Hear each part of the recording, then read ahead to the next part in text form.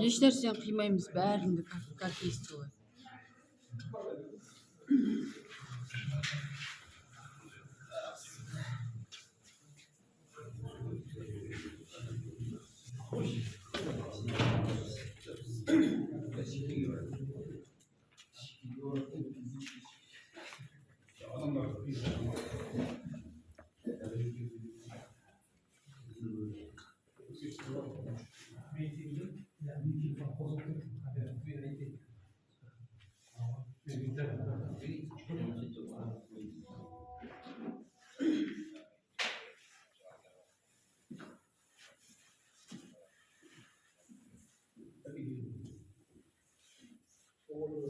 Не улыбается, ничего не улыбается.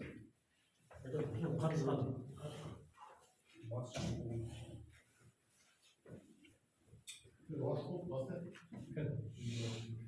Kesin aslan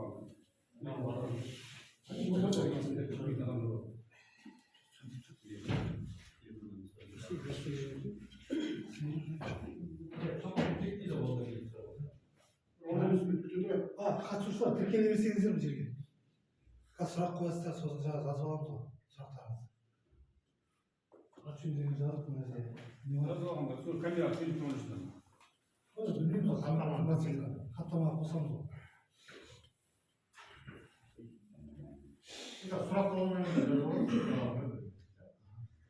Онда сұрақ қойған кезде ас жөндеріңізді айтып тұрасыздар да?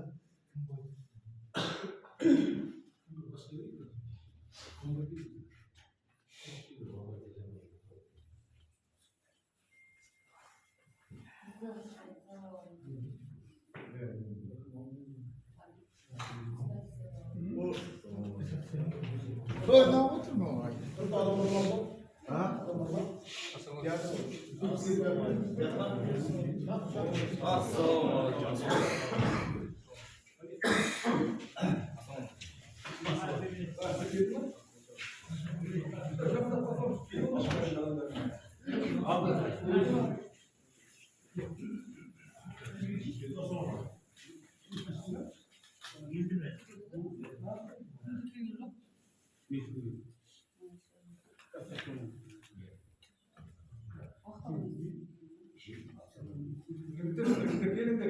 Сұрақ қоясына бір адамдар келіп қалып неге тіркелмейсіздер? Қатысқансы тіркеліңдер шеш. Жоқ, бұларда список керек қой, бұлар қазір шығады ғой акиматқа.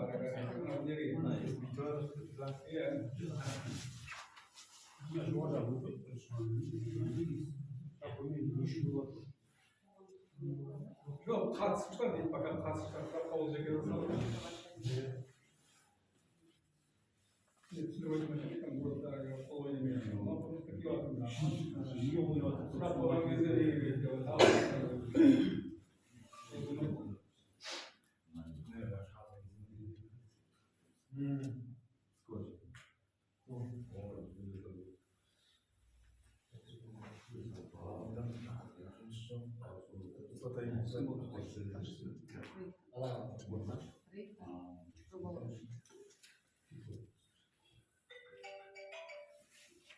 Елге қатысып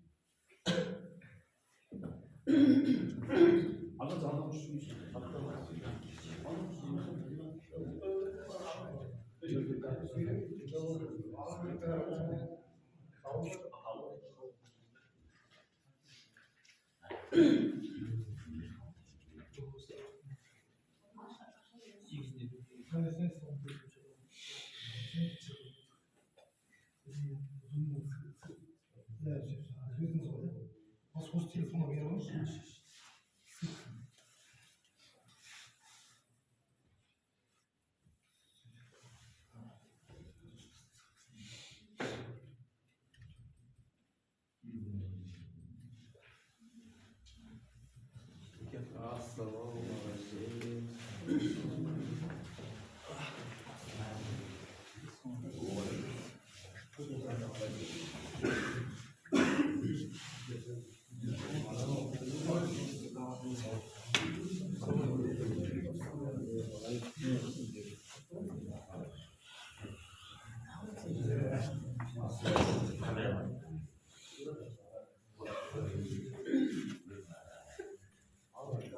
құрметті оқырмандар,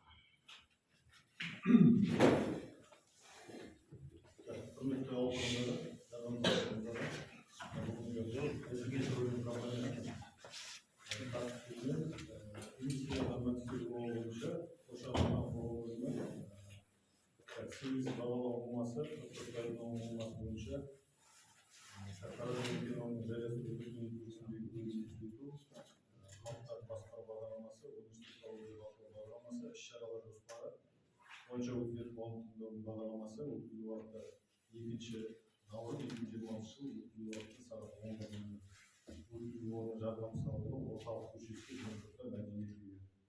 11 фондың басында өткен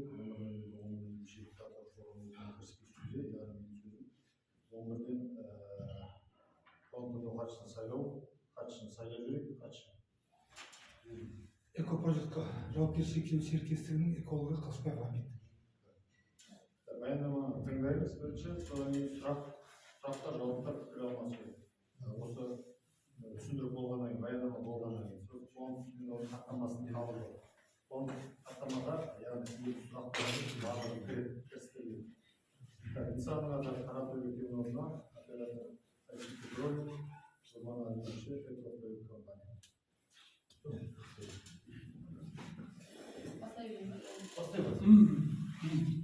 Саламатсыздар ма, құрметті қоғамдық тыңдауға жиналған қатысушылар. Менің атым Гүлнұр.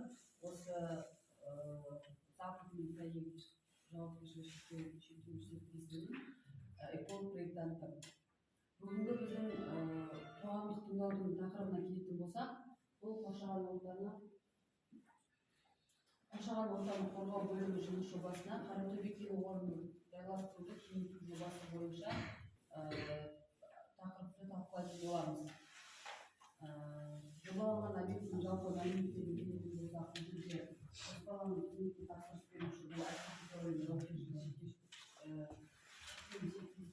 Қазақстан Республикасының Ақтөбе облысында орналасқан. Бас жобалаушы компания PGS Project Consulting Ақтау қаласында орналасқан және экологиялық жобаларды орындаушы Западный проект Ақтөбе қаласында орналасқан.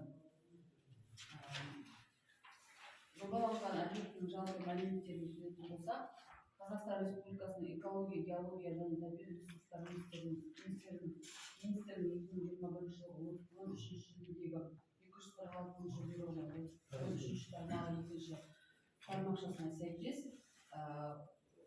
осы жобаланған жоба бұл 4 жылғы санатқа жатқызылады. Жобаланған объекттің жалпы мәліметтеріне келетін болсақ, жобаланып жатқан осы мәлімет жоба Қаратөбе кен орны Қазақстан Республикасының Ақтөбе облысы Байғанин ауданында орналасқан, яғни облыс орталығы Ақтөбе қаласы. Қаратөбе кен орнынан солтүстік-шығыс бағытта 260 км қашықтықта орналасқан. Ең жақын елді мекендер бұл батыс бағытта 10 км қашықтықта Ембі өзенінің оң жағалауында орналасқан Жарқамыс кен станциясы болып табылады. Осы жобадағы салынайын деп жатқан құрылыстардың өздеріне құрылыстардың салу көздеріне келетін болсақ, бұл жерде 48 өндіру ұңғымасының сағасын жайластыру, 40 өндіру ұңғымасынан ағызуға дейін шығару желілері, КСН-1, ПС2 ағызу алаңдарынан УПН-ға дейін кәсіпшілік мұнай құбырлары, сонымен қатар қолданыстағы КСН бірінші алаңындағы ағызу БДР құрылғылары, сонымен қатар қолданыстағы КСН екінші алаңындағы ағызу БДР ағызу 2, 3, 4 алаңдары қарастырылған. Сонымен қатар қолданыстағы ОПН алаңындағы технологиялық алаңдар мен жабдықтар іске қосылады. Оның ішінде ішкі кәсіпшілік құбырларды қосуға арналған монополь және БК-063 пеші, көлденең қондырғыш тұтындырғыш ОГН П50, су сыйымдылығы көлемі 12 кубтық құрайтын резервуар, сонымен қатар құпиялық зертхана операторлық блок, өрт сөндіруге арналған резервуарлар. Сонымен қатар КСН-2-ден ағызу 3-ге дейінгі газ құбыры, автожанармай құю станциясы, дизель генераторлық қондырғы, БКТП, НПУ және РЗА. Мына жерде сонымен қатар нысанның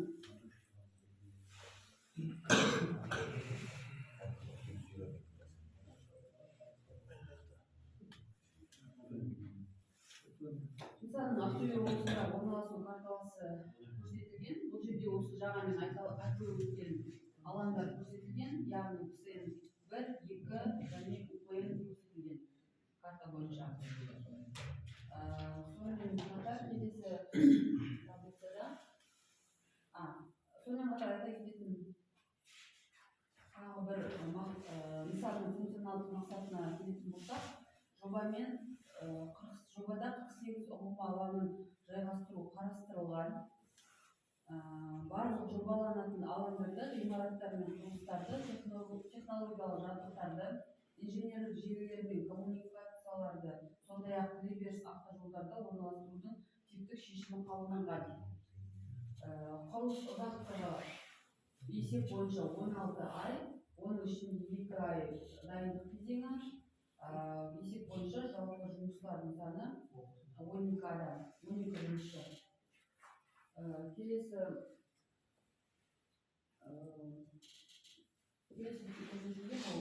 осы жоба бойынша негізгі техника-экономикалық көрсеткіштер, яғни бұл жерде площадкалар, скважин ұңғымаларды подключение ағызуларды көрсетілген саны бойынша.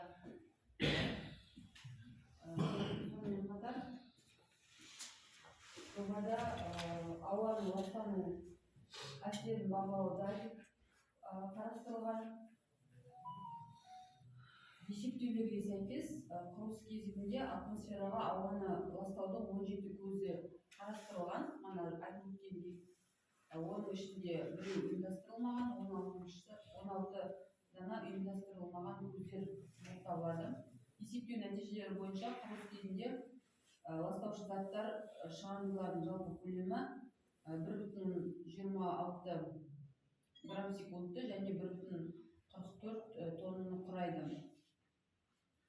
Жоғарыда айтып өткендей, экологиялық кодекстің бұйрықтың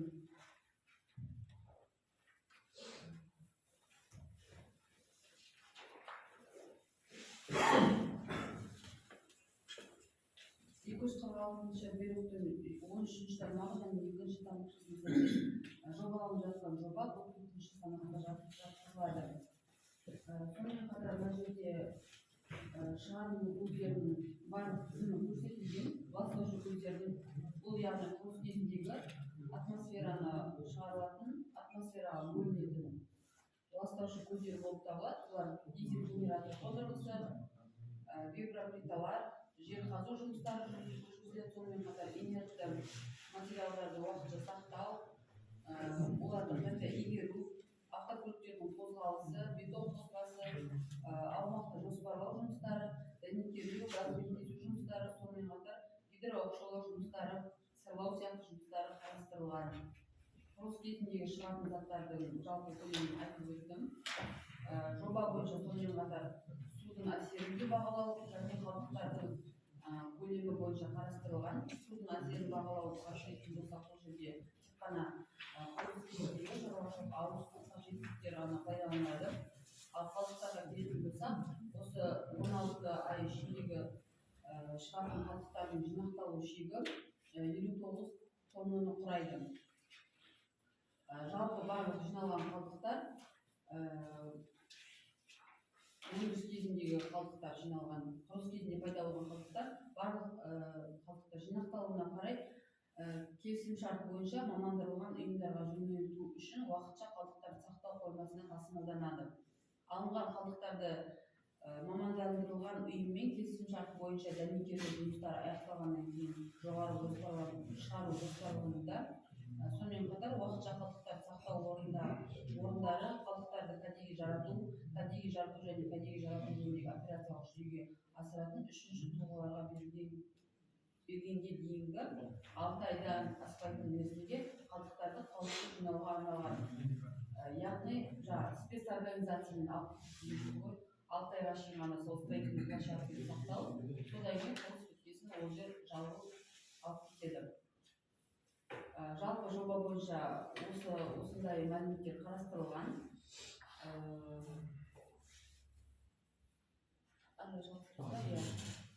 Назар аударып тыңдағаныңызға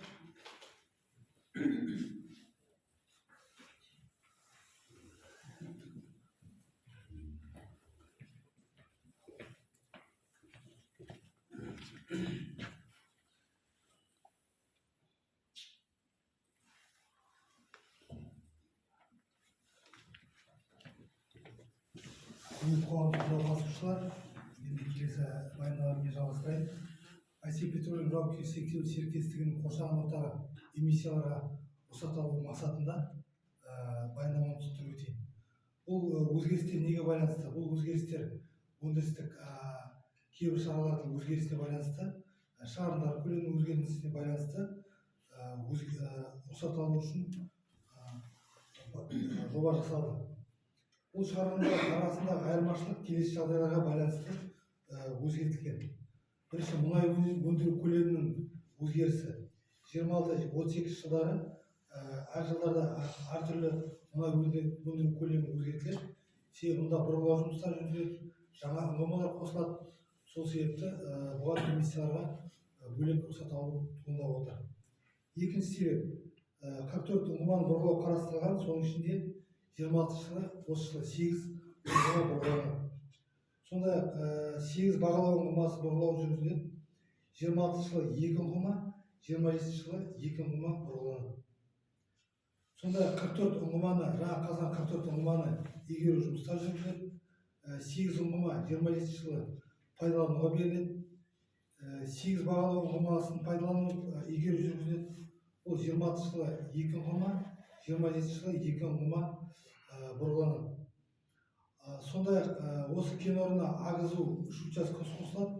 Соған сәйкес пештер, ППН, НБ-125 насостары, дренаждық сыйымдықтар қосылады. Сонымен қатар 27 жылы ағызу 4 учаскесі қосылады. Бұнда сондай пештері болады, сорғы насостары, басқа да дренаждық сыйымдықтар орналасады. Сонымен қатар 6-шы себеп ПСН-2-ге өзгерту жүргізіледі. Яғни газ сепаратор қосылады. Номер 6102 дренаж сыйымдылығының көлемі 12-ден 18-ге ауыстырылады. Жетіншісі, УПН-ді өзгерту жүргізіледі. Бұл жерде ПП 063 пеші РВС 12 метр куб сыйымдылығы, ЭДГ 63, НГС 12-5 және дренаждық сыйымдықтар қосылады.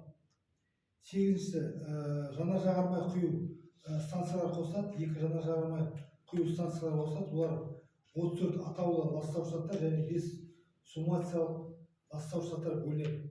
Жалпы 26 жылға 337 тонна жылына ластауыштар бөлінсе, 32 жылы 329 тонна жылына ластауыштар бөлінеді. Жалпы ластауыштар 110 көзі анықталған, оның 44 ұйымдасқан, 66 ұйымдаспаған. бұл ластау шарттар эра бағдарламалық кешенімен жүргізілген.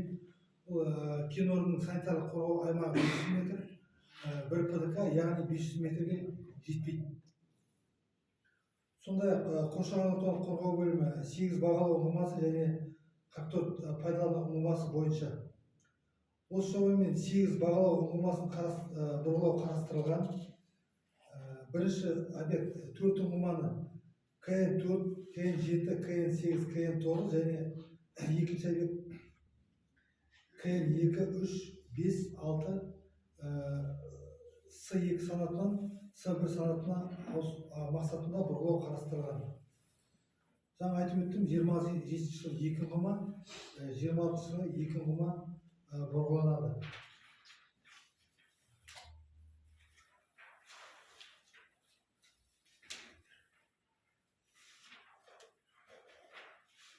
Сондай-ақ кен орнынан 337-376 тереңдігі 900 метр 44 пайдалану ұңғымаларын бұрғылау қарастырылған.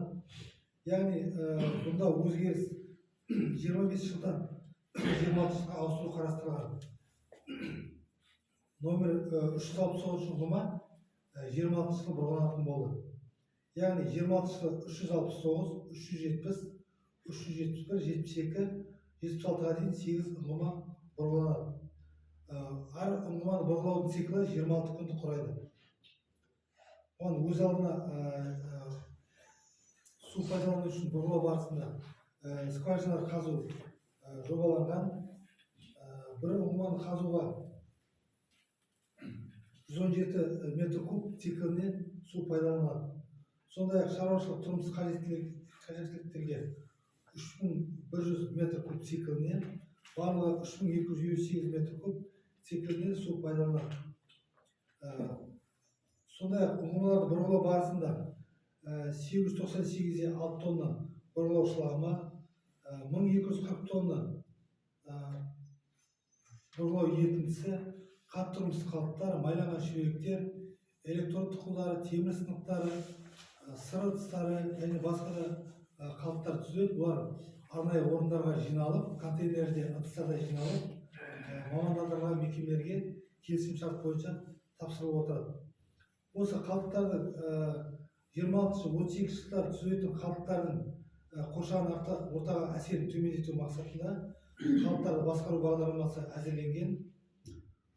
Бұл қалдықтар басқару бағдарламасында барлық өндірістік объектілерде түзілетін қалдықтарды тіркеу қатаң түрде жүргізіледі. Қолданыстағы нормативтік құжаттарға сәйкес арнайы жабдықталған алаңдарда, контейнерлерде орналастырылады.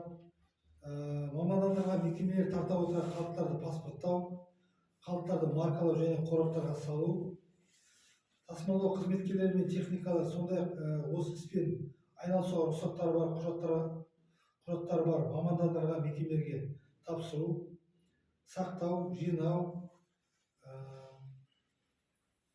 қалдықтарды жою арнайы полигондарда жүргізу, коммуналдық қалдықтарды бөлек жинау, шыны ыдыстар, макулатура, тағам қалдықтарын бөлек жинау қарастырылған. Сондай-ақ осы кен орнының қоршаған ортаға әсерін төмендету мақсатында 90 сайын мониторинг жүргізіліп отырады. Ол да келісімшарт бойынша аккредиттелген лабораториясы бар мекемелермен жүргізіледі.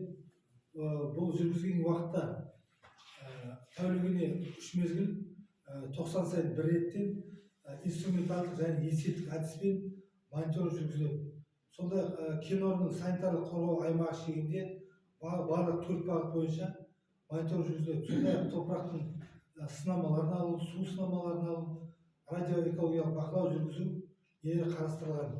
Бұл қарастырылған материалдар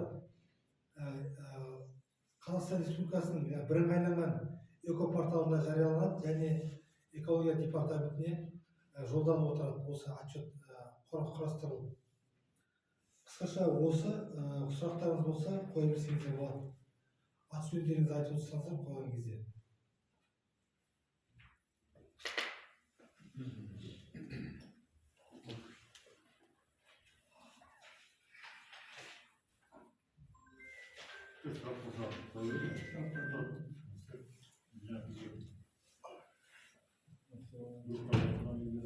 бәрі.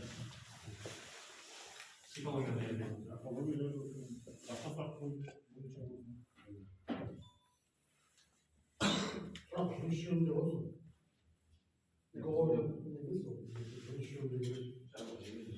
Правильно, тоже, а что найдешь? Такие, хаттама, тіркелеп, басқа қойыңыз. Компания тарапынан, қай, Мен бастайыншы. а что найдешь? Есімім Теміржан болады.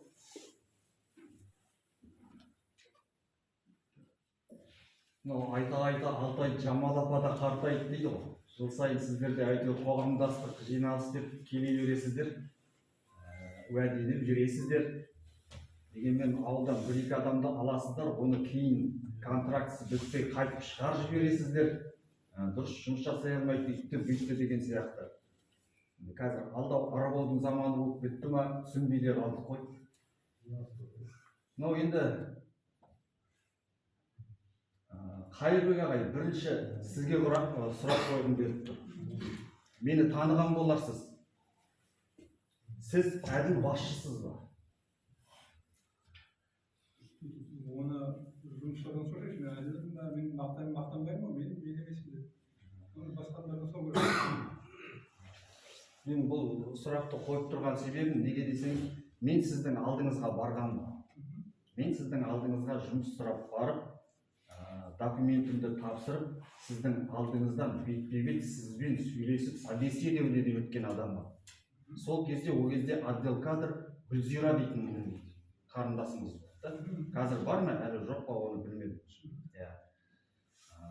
Сол Гүлзираға айтқансыз, алдағы 3-ші күні осы бала жұмысқа кетуге собеседование өтті, документі барлығы да дұрыс екен.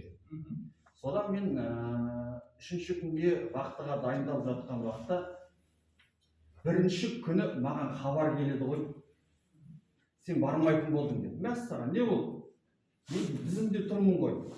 Мына жақтағы жігіттерден сұрақ қоямын. Я, бізге тізім келді, Теміржан, сенің аты жөнің, фамилияң бәрі бар екен, оператор исследование болып қабылданғансың.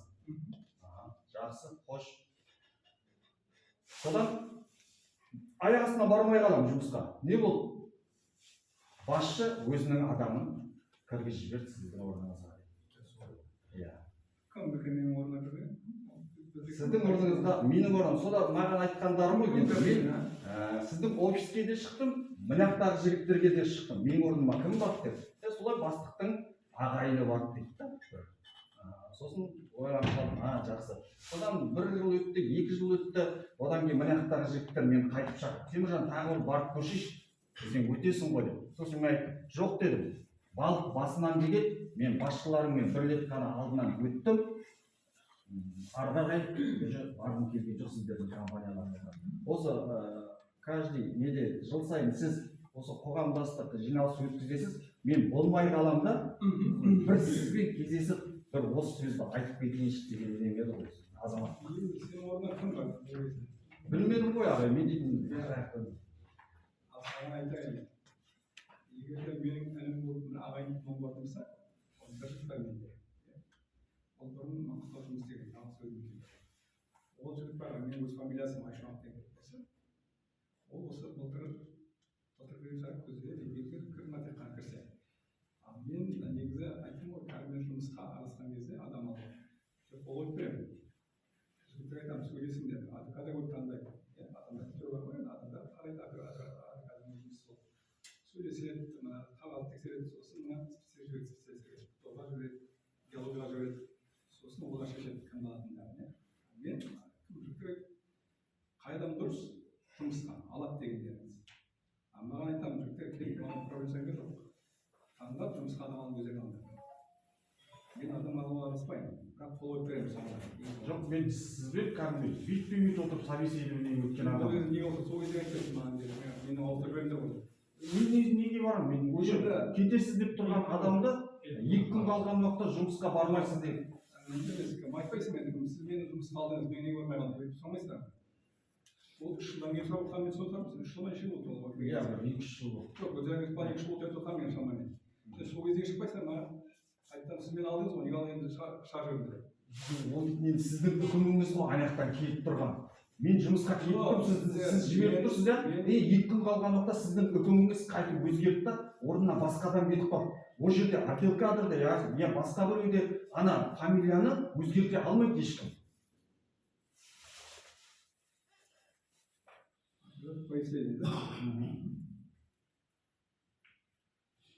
Мен неге десең спискте тұрмын, мынаяқтағы жігіттер маған спискті көрсетіп тұр, міне сіз барсыз деп та.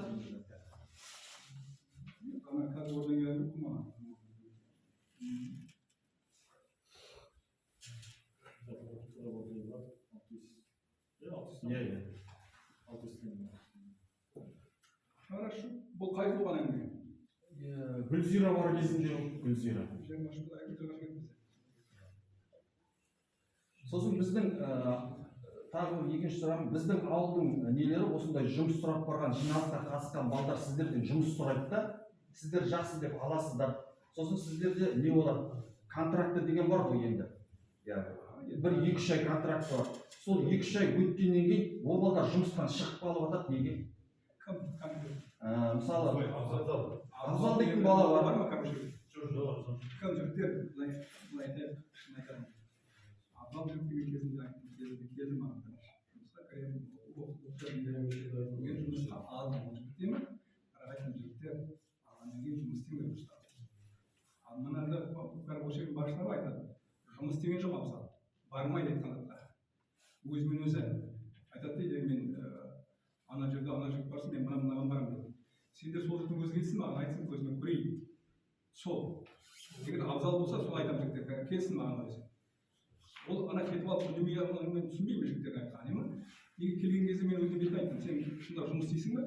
Жұмыс істеймін, таксиге айтасың, қоямын деп айтамын. Просто күлген айтамын, таксидің ақшасы. Жоқ, өзім мамандығым істейді. Кіргізді. Осы сен сияқты сөйледі ол сарда біраз. Кірді, артынан жұмыстан шығып кетті. Шығарған ешкім жоқ жігіттер. 3 ай істеп срок бар бәрін есіне алайын ба? Жігіттер айтты, мынау жұмыс істемейді, міне отыр жұмыста. Сосын шығардық. Мен қолға көремін, точно жұмыстан шығамын, мен қарсым жоқ. Любойын айтамын жігіттер, мына даже итерге айтамын жігіттер. Мына басшым ғой, 3 айдан кейін маған әкелсін жұмыс істеймін деп. Болмаса мен не істеймін жігіттер? Сендер өтіп маған тағы біреу бар жұмыстан шығып кеткен, иә? Ол енді айтпай. Қайда айтпай бар ма? Айтпай, осыларда асқан айтайын, асқан күнде жатып оған алу керек, айтпайды алу керек деп айтпай, бірінші өзі айтты. Аға кірмей атпай жұмысқа, қыздарына оқырасың. Бар ма айтты? Айтты, мен сен айтып бармын айтты. Келмеген алушы. Мен 3 қызын оқытатынмын ғой. Мен бір жатайын, көрейін жүн жүргейін жоқ кішкентай. Осы келушілерден кім айтты, ол мысалы қысқармады, алу керек деп. Сосын бір жігітке қосаған кезде сіз оны кіргіздік. Айтпай, содан 3 айдан кейін оны айтады, 3 ай жұмысқа шыққан жоқ. Больничада. Мен айтпай шақырып сөйлесейін деп едім, өзі кірген жоқ. Мен айтамын ғой, больничадан сөйлейтін 70 мың теңге. Егер сен маған өткенде айтқан ақша алатын болсам, неге жұмыс істемейсің? Мен онысы кәдімгі дұрыстап маған. 32 адам есімде бар, мен қалғандарын білмеймін, тағын шығарып бірақ көп адам шығардым, ол үшін жұмыс істеген тұрмай менің болса, есімде болса. Міне осы жерде жігіттер кім бар мына деп айтып отырған маған Ерман деген бар ма? Ерман, сен қайсысың, айтшы? Сен кірдің жұмысқа кірдің бе? Қалай кірдің? Кім арқылы кірдің жұмысқа? Не бітірдің? Оқып бітірдің бе? Иә. Қайсысы? Бітіріп ол кірген болар, иә, көрдің бе? Мен кіріп отырған.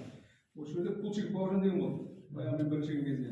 Менің жұмысқа алмайсыңдарға анау тебіліп тұрды осы жерде. Жұмысқа кірді Пулчик Бауыржан деген.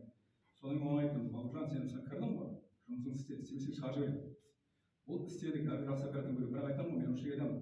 Анау кім бар? Ермұрат бар, басқасы бар мына жігіттер. Жігіттер сендер қатысыңдаршы, осы жігіттер түсініп айтты. Мына қазір мына мен айтып алып тыңдап отырмын, оны кім жігіттер, оны біреу керек па, біреу керек емес соны әңгіме, просто бәрі тақырып ол деген түсіп жатқан жоқ, кісінің айтқаныңызды мен өзім түсінген жоқпын. Мен түсінген жоқпыз. Иә, ол деген ол қалпақ әңгіме айтатындар. Міне кішкене мына жігіт түсіндіріп айтты. Оны білетінім қараңдар жігіттер. Біздер мына айтқан сыпардың бәрі 44-8. Оны қасып болып қалдық былай айтқанда. Иә, биыл 10 сыпаржан қазамыз, келесі 2 сыпаржанда қараймыз, қазамыз, қазбаймыз. Сондықтан мен просто бірақ мынаны салу керек болды. Өйткені маған қазып жатсам, жасай берсе. мынандай эмиссия болу керек. Сондықтан айтқан 44-8 сықпарын деген жыл сайын келеміз ғой, иә. Жыл сайын сол баяғы бірінші алған бойынша обязательство осы контракт не болса, бірінші проект бойынша. Соның кептаныс бар ғой, 5 барын аштық қой, онда айтамыз 44-8 бар, 44-8 бар. Ол 44-8 бітті, биыл 10 барын алды, болды сол. Сосын қайтадан проект сен, 2-3 май егер сондай май болатын болса, көрдіңіз болды ма? Осы самға деген бір сейсмиксіз мына жерде. Соны қарап жатырмыз, егер бір май болатын болса, оны қайтадан салып, басқа шен жоқ. Ал Теміржан, сенің әңгімеңе айтпаймын, сен жұмысқа кірдің деген сен жолымсың, мен шын айтайын. Кім кіргенін бір біледі, кім кіргенін просто. Мен жазып отқаным ғой. Мынақтағы жігіттердің бәрі де біледі, маған спискісін жіберді. Жоқ, енді келген ол спискіні, сіз айтқандай, мен оны білмей қалдым деп, оны солай, дәл осылай жалтаруды да мен білдім, осылай айтатыныңызды да, бірақ ана спискіні ешкім өзгерте алмайды сізден басқа да, ол біріншіден. Сосын жаңағы айтып жатырмыз ғой, мына жерде біз ештеңе түсінген жоқпыз. Біз де ештеңе түсінген жоқпыз. Журналист Ерқанат Көпжасар дегенді білесің ғой. Қазір мына сандар сөйлейтін заманы болып кетті ғой қазір. Ана жерде айтылып жатыр, не айтылып жатыр, ешқандай. Тек бізде бір ғана сұрақ, біз әлі алатын жұмысқа ой бар ма, орын бар ма? Мен саған айта алмаймын. Жұмысқа қарады. Келесі жыл осы осыға биыл қазып болсам, менде басқа жұмыс жоқ басқа. Бірақ мен айтпаймын, ол әлгі тоқтыққан жер жоқ. Неге жергілікті алынбайды? Жігіттер мынау жергілікті жерде мен егер айтайын, екі бағыттан алпыстан бар. Тыңдаңдар. 60-дан кетпейді, екі бағыт деймін. Соның 20-сы мына сіздердікі. 11 жағамыздікі, 11. Қалған 9 қарау осы байғайын болды. Кемерші, қарағар, ой мауыт бар бір ішінде керек болса. Міне керек болса. Айтайын, Ерқанат бар мына жерде. Жәнібек деген бар, Егзамағамбет. Осы ма? Бар ма? Құлшық Бауыржан деген бар, да? Айролла Бекнұр деген бар. Қонақбай Әдет деген бар. Білесің ме? Жарғамыздық ма соңғы айтқан ма? Қуан Нұрдәулет деген бар. Бар ма? Құлман Рақымбек деген бар. Тұртахан Ермак деген бар. Енді келіп жатқан Мақсат Олы Қадырәлі деген бар ма осы жерде? Иә, қайсысы? Мен. Енді келдің ғой сен, иә, осы бұрын бейшісіздердің мен жұмысым оқытым бар деп. Осы жігіттер бар, соның ішінде Қарағайдан Нұрбек Күженбаев деген бар. Таскент Нұрлан деген бар, бұл жерде мен жарғамызда прописаны бізде, бірақ айтып отыр, ол бізде не істейді. Жұмабаев Алмабек деген бар. Жоқ, болған ғой, бұл жақта мен жігіттер мені көшпелі баса алмайтын үшін, ал жұмыста кіргеннен кейін көше семьясы бар, басқандай бар. Мына жерде мына список беремін, 20 адамның списігі бар үшін міне. 60-ның 20-сы. Негізі жалпы ICD 60 адам жұмыс жасай ма? 30 адамдай бөліп істейді, иә. Соның 20-сы жарғамыздікі. Жоқ, 60-ның 20-сы жарғамыздікі. Екі уақытыдан бұл, екі уақытыдан. 20-сы. Жоқ, айта берсем айтып саны. Енді штат жоқ па сонда? Штат неге жоқ? Штат бар, әлі бір орында, екі орында бар, бір орында. Оған қадырәлі кіреді оған, қадырәлі. Мен мысалы қазіргі таңда сізден өз басымдан жұмыс сұрайын деп тұрған жоқпын, өз басыма. Ауылдың жігіттерін алса деймін да. Сырттан не керек ол? Сырттағы жасайтын жұмысты ауылдың жігіттері жасай алады. Сен Теміржан үйге айтпа. Олар неге десең, диплом бар ғой қолда. Қара, мен адам қараға алған кезде білім адамға айтымын. Оқытан арайын. Өткендіктер мен састарына алайын десем ғой, адам бірден ұшақ қаса жетерсіңдер кәрі болсыңдар, спокойно жерде. Ертең шулап шығасыңдар бар. Манадан маяғы кесіп қалды, мына қол кесіп қалды, мына жерде сандыр, мына жерде шашып қалды дейді ме? Олай болмайды ғой işte. Мен алғасын жыламалам. Клиент жағымыз қазір күніге сөйлесеміз ғой, иә, мысалы. Элементтердің бәрі буренегіздер. Мен буренег айтайын саған, мен бүгін алып сөйлесем. 5-6 адам осы жерге буренег кіргізді. Даже кеше біздің мына Нұрхан. Бар ма? Нұрхан келді, Нұрхан айтты, мен де сен бұл буренег жүрсің. Мен айттым, папасымен келді, папасын да көрдім, қалай өзеге. Айттым, мен енді бәрсінде жұмысқа алмаймын ғой. Айттым, Нұрхан көрдім, папаны көрдім, бірдеңе тағы ұшақ болса істейсіздер. сен папаңды аласың, семьяң бар, бала шағаң бар деген сияқты. Онысы мен көрейін жіберген.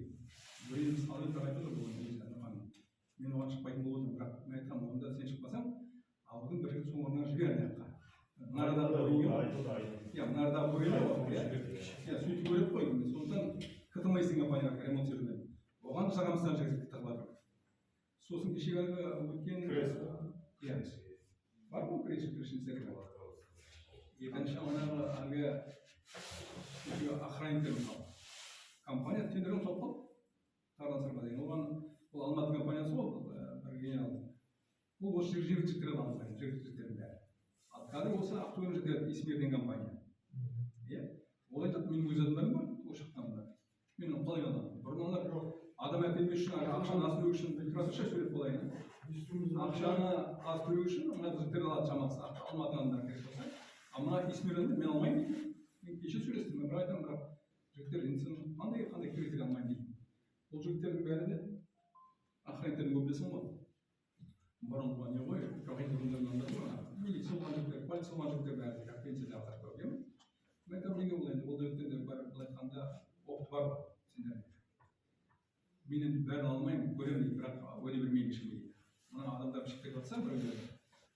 Ол енді біз оларды қарап отырмыз ғой. Аңдетаңа түсеміз, мына алкогольге несін бәрі. Ондай шығып кетіп жатса, конечно, будем бір екі адам жасайды. Бірақ мен айтамын, ондай 8 адам жүр бұрын. Менің өзім, охраның өзім. Ондай адамдар алмаймын, мен өзі айтып қояйын жігіттер. Мына айтам жігіттер, оның ішінде таңдап алыңдар. Бұрын охранниктер үшін неге болды? Ол енді бәрін біледі ғой. Ешқандай бірден не жоқ шығар, нарекания жоқ ешқандай, біреудің жазған жоқ сөзін. Айта беріңіз. Естігеніміз бойынша жергілікті жердің осы компанияның не айтқанымыз ғой да, охраның жоғары бастықтары. Жергілікті жерден адам алмады охрана. Солай сосын естігеніміз өтірікші екенін білмеймін. Енді ол жаңағы естідік кеше бірінші партия бар да охрана, осы тендерден бірінші қоғамның бар. Екінші неге адам керек деп іздеген. Сол уақытта жергілікті жердің адамы алмады. Шахсынан бір екі адам шағып өтіп, өздері шағып. Шынымен өтірігіміз сондай сөз болды. Оны осы ICD басшылар айтқан. Мен сол есімдердің басшылары көрген жоқпын. Маған телефон өзгерсе, бір көп шақырып көрсе. Қазір өзі осы хозяин. Бір орнына бухгалтері заң болып, әйел адам дейді. Ана айтатынымыздан айтамыз, ол бірдеген бұзып, сен бар кезде, сен істестерің онда охрана? Онда істеген кезде бірдеген нарушение болған кезде айтамыз ғой, бір штраф аламыз деп. Сол кезде жауап шығады, сөйтіп бәрі. Мен бір сұрақ жөнелтемін. Таңертеңгісінен мына жаққа мал барып шығамын. Сираның иісі шығып отыр. Сенен? Сираның жоқ иісі. Бізде сира жоқ қой. Жоқ. Именно сол айтсын сираның. Атың кім сен? Абзал. Абзал. Мен саған айтайын. Сондай сира отыр. Шулен. Айтайын мен саған. Анаңыз ата-бабамыздың мал жайып келген жеріміз біздің. Енді біздің ең ауылдың орталық ошақтарында. 30 жылдан бері КТМ қорғалған жоқ. Айтайын саған. Сен біздерде Абзал спайдан келеңдегі проектін тоғызын. Оның ішінде бізде майбәділердің 7-8 мың жасты. Бізде сера жоқ шығады. Жоқ, иіс газдың иісі бар ғой, бірақ айтамын ғой, бұл газдың иісі шыққанда, онда бізде, даже маған, мен заңгер сол, мен өйткені газды Түркмай сатып аламын жігіттер. Газды 1000 бүгін 20 күннен кейін сатып аламын. Сосын егер мен газ болса жігіттер, мен ана бізде бір Ерғанатта, сен қай көріп өтсейсің? Ерғанат қай көріп өтсейсің?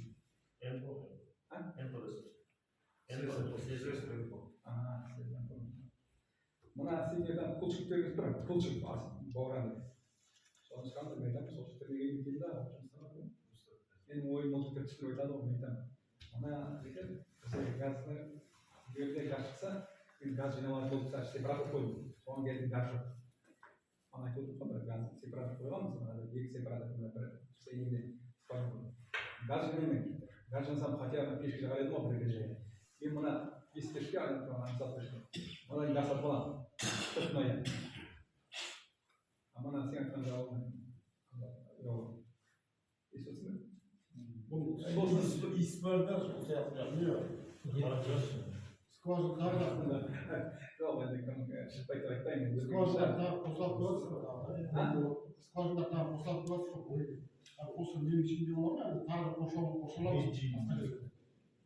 Бейжіңді қошар мүмкін емес екен. Бейжіңнің жері бар ма енді?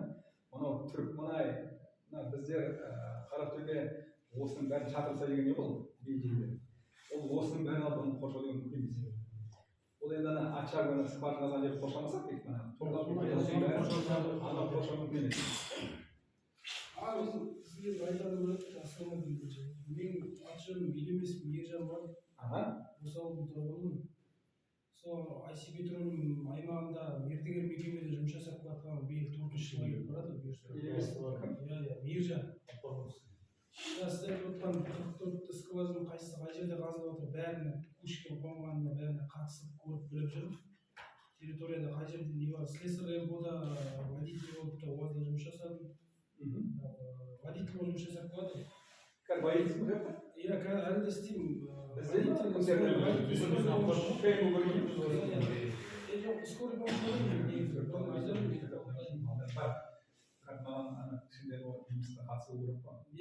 мен территорияда көп затты біліп бастағалы келе жатырмын ғой, сол жерде былай танимын, анау бәрін. Енді бір сізге бір өтініш айтайын. Сол жерде бір слесарьға жұмыс болса. Слесарьға жұмыс содан шын сұрап отырыңдар, орын бар ма жоқ па? Орын бар ма? Мына, егер де сол жатылсақ, көрейік сен ана.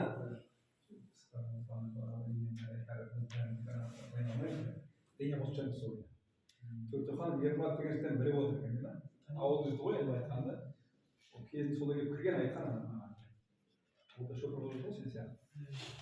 Сөйтіп, егер де орын бар болса, хабарласып күндерін алсын, дайындасын. Мердігер мекемелердің өткен ақшалар аз болады, өзіңіз білесіз.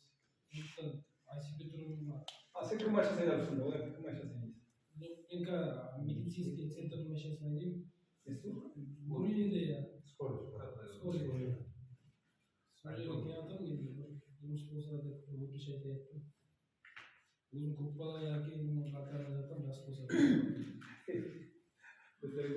Анда слесарлар бар ғой, слесарлармен асып түспесем кім жұмыс істейтінін айта алмаймын. Өйткені ол жерде насостардың бәрін Петеректе, Бурилиде, неде бәрін көріп білемін. Мен де саған өле бере алмаймын, бірақ ана төртті қанаттарынан біліп отырмын, сол сіз осы жерге. Ана айтып тұрма, темір жол айтады мана. Мен жігіттерге айттым мына жерде мына орын сенің орның келіп тұр, біреу алып тастады деп ма? Ертең мен білейін оның орнына кім келгенін. Супер өгілмесе қайдан білейін оның орнына кім келгенін. Оператор бай сөйлеп тұрсың ғой сен теміржан. Хорошо? Иә. Дұрыс аға, дұрыс айтып отырсыз. Уәде Құдай сөзі деген бар ғой жаңағы қазақта. Иә. Жаңа енді айтқан сөйлеп тұрған інім. Енді бұл жерде енді толық уәде бере алмай тұрсыз да. Иә. Мен айтайын деген. Қараңыз, алына сіз сөйлеудің ғой, Ермат Роша жігіттер ғой мә. Орын болса айтып отырсың. Егерде мен айтпаймын. Ермат оқып келіп бірдеңе ағам мынау деп отырмын. Онда шөп рөлі көп бұрыннан келіп жатқан. Сондықтан жігіттер қараш. Мен әлгі көп алмаймын. Бірақ келсе қол қойып береді. Есіне түзесім бірақ соңғы сөз түзеседі. Жұмыс істей ма, істемейді ма, қандай настрой. Сосын мен адамның несіне қараймын. Әлгі біреулер болады, агрессивный адам болады. Мысалы, ертең кішкентай кезде 30-60-нан. Екінші біреулер болады, сақалды деген жүріп, даже бір жігіттер бар. Келіп, біреулерін артық біреулерді салып, мана акиматқа айтамын. Қараймын, айтамын, сол жігіттер мына болмысы бауырымыз болмайды ма? Ондай қазір сақалын кесіп, сақалын шығарып, баяғын кесіп қажеттер мен ананың кішкене байланышын бес салмаймын ғой. Мен қарсы емеспін намаз оқығанға бәрі, бірақ енді ертең ол бірдеңені бұзып кетсе, оның арасында сол жүн бар мен сонымен алып күнде ұрысып берсін. Сондықтан мен айтамын, соңғы адамның өзін көрейін. Психолог қандай адам жұмыс істеуге бір болады, жігіттер әлгі біреулер агрессивный өйтемде мен болмаса сөйтемін. Біреулер мен жұмыс істеймін, былай екен, сосын айтамын, жігіттер коллектив созбау үшін маған ең дұрыс коллективден сіңісіп сыйлан керек. Мен десем керек, сен бір адам маған ход аспаннан түссе де мынадай айқайлап қырып жойып, біреулерді бүлдіріп провокация етіп маған бірдеңе жоқ. Хорошо. Енді Мейіржан әңге көп бала екен дейсің бе? Антонда келін қай келін айтшы. Келін жұмыс істей ме? жұмыс жасамайды. Келін жұмыс істей ме? Бірақ мақтанып, соң десің бе? Көп бала анамын деп, көп бала анамын деп. Бізде просто жаңағыдай ғой. Әйел адамда ғой еңбегі. Ауылда тұрады. Қайрат мырза, баласы болады.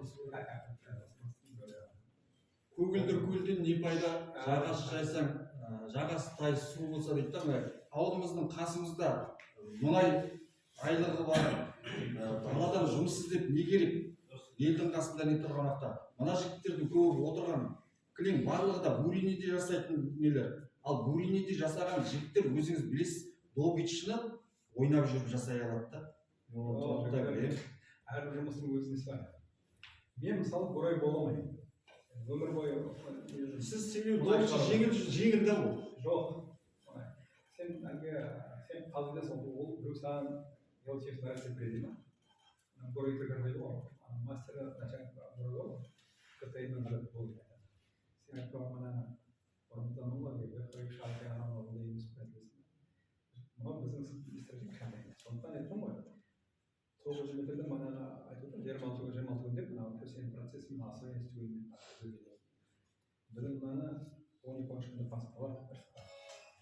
Да, ол жерде бір манағы жеңіс құралы болып мына сыйлардың не болса мына кім айтып мен істедім деп ол жерде бізде 9 күн мына бізде серверлер жоқ. Хорошо, тағы бір сұрағыңыз бар? Мен алмаймын. Айтпай ақ қояйын, әлгі бірікті бәрін қиямын, әлгі аламын деп. Айтпаймын, на сегодня мына біздің Байрайын ауданының 20-да. Бұл 30% değil mi? Даже мен ана кейбірден мынау асқан бәрін біргесінде де айтып қоймайды ма? Ана бір адам алып жүрген. Мысалы мен әкім ауданына барсам да, қалаға барсам да, облыс айтам міне 60-дан 20-дан өшіп. Дейді қалып жүрсіз бәрі. Бірақ ол әңгіме емес қой, мен алмайын деген құдай емеспін. Біреуі ауырып қалады, біреуі жұмыстан шығып кетеді, біреуі тағы бірдеңе болады. Қалай алмайсың адам? Отырмайын, бәрін тақайын. Хорошо? Бұйырған айтам, ержан айтам ғой. Сен көтті қанқан бір болады. Бірақ негізі мен емін. Әлі жігіттерге келген анау ғой. Сол күтіме жұмыс болып жақсы болып қой, мен қайын көзі көрек бірінші. Мен әлгі ал дегенде кейбірліктер үйтіп қалады бар, ішіне бар. Мен сонда біз жұмыс ете алмаймыз ба деген ал деген аламыз ба деп бәрі.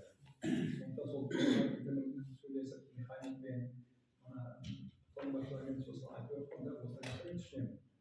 Насостан да, насостың ішіндегісін сұрайтын шығар мысалы, не ішінде қандай не бар. Соның бәрін дайын болып бару керек қой сен осы. Есімім Нұрады болады. Мұнай саласында 3 жыл жұмыс істеп Нұрады. Сейілхан Нұрады. Так, сіздерге осы былтыр көктемде резюме тапсырдым. Осы ноябрьде маған адвокатор соғып звондады, осылайша Добичида орын бар еді. Келіп өткен жұмыстан келіп сұрағанды өтіп көрдім. Мен енді фонтанкамен жұмыс істедім. Ақтөбеде, да? Сайын? Против фонтан değil mi? Ақтөбеде, да? Неде Каспийнефтте де әлеуметтік мамандық қазір істеп жатырмын. Содан бұл Операторсың ба? иә, қазір техниктер болдым ғой. Не? Сосын бардым. Әлеумет болады. Әлеуметтік мамандық. Сосын Алик дейтін кісіні алып кіргізді мені. Сол иә.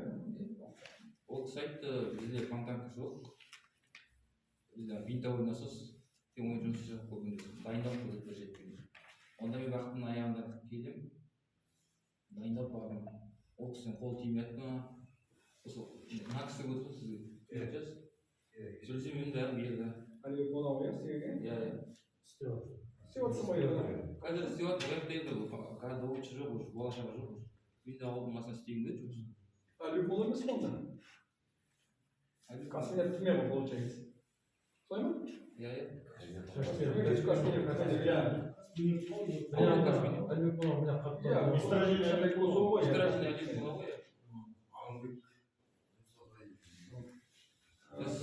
Максим курсы ғой біз алдына сізді өзіме тұрған ғой. Сізге курс өтіп содан хабарын айта береді. Содан хабар өткен штат жоқ шығар, енді ол кезде штат болды ғой. Жоқ, штат кімдіктер әлгі мен айттым, нақты тұрады ғой, не, даламалшылар олай емес қой. бірігіп шығып кетеді, иә. Иә. Ауырып қалып кетеді. Жоқ, ол дұрыс. Басқалар көп болады, осындай орын болмаса, енді мен бірақ саған былай айта алмаймын. Өйткені мен енді орын сұрап тұрмын ғой. Тағы 3-4 адам орын сұраймын енді. Мен соны біреуін қосып жатырмын мына группаға 4-5 бар болған кезде бір адам керек күнде бір келіп соған әлде сұрап көремін, бірақ енді ол жерде аяқ бар келмес. Жалпы есімді Жоқ, дұрыс. Ал оны бірақ картина кіме болсын. Қараңдар, мен білмеймін ғой, мен әлгі айта алмаймын. Жігіттер қарасын, фонтан келіп қана ол енді картинктерде скорына терең ғой айтқан ол енді сіздерде шымкентте басқа өздерінде күрес жоқ қой да? жоқ бізде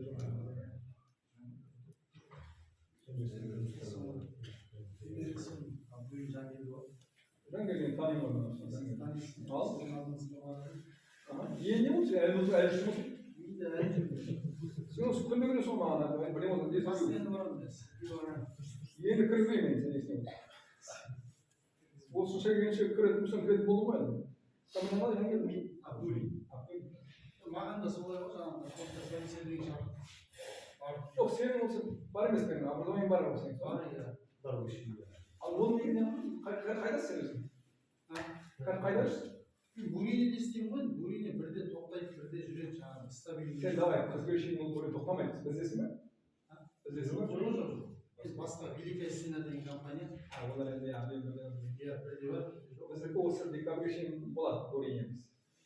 Бурине макалист болып істеймін, Енді? мамандығым мұнай. Сіздерге барып, қайда жұмыс жасап жүрмін. Білмеймін, Жангелдин басқа келді, басқасы білмейді. Бәрі таниды. Сосын мен де үйреніп кеткенмін, сен жұмыстар жүріп жүрмін ғой, мен күтіп едім басын. Жоқ, жігіттер, давайте ол өтірік мен айтпаймын, адам деген бірақ чуть орын болса, мен бір-екі адам шамдан бірақ айттым ғой. Басқа да адамдар бар, короче, 20-23 осы маңызды болса, енді менде басқа адамдар бар ғой, келеді. Сосын шын айтайын, ол көбірек әлгі мен келетін бір күйіп опыскерлер бар, бәрі оқымаған қандай шай жоқ, онда бар. Ана айтып отырмын, бір шын айтасың ба, ондай да бар. Сондықтан Жангелдин көп көрмейді. Жаңағыдай шақырады, таңдалып келді дейді. Баламызда басқа адам біліп кетеді. Сіздерде офиске соққан былтыр аға сіздер ICT бітіріп отдел кадрға шықты да документтерді бәрін апарып қойдың ғой блогындары. Сен қайдасың? Қайда? Бурине істедім 20 жыл. Бурине ал енді. Мен сосын добытчыға документтің дипломын бәрін апарып көрсетіп ол айтып білмеймін, атын сұрамадым, ішке қарап кіргізген жоқ. Сосын маған резюмеға әкеліңіз диплом керек десті. Сосын резюмені білдім ғой мен, қай жаққа баратынымды, қай жерге баратынымды, бәрі қарамай бар. Біз кейін бәрі қайта ойлаймыз. Неге дипломды негізі қарау керекпіз? Қазір жұмысың бар ма? Жоқ, қазір босап қалдым. Қайда? Сокращение өстім. Сентябрь айында сокращение болдым. Қайда? Восток нефть деген. Восток нефть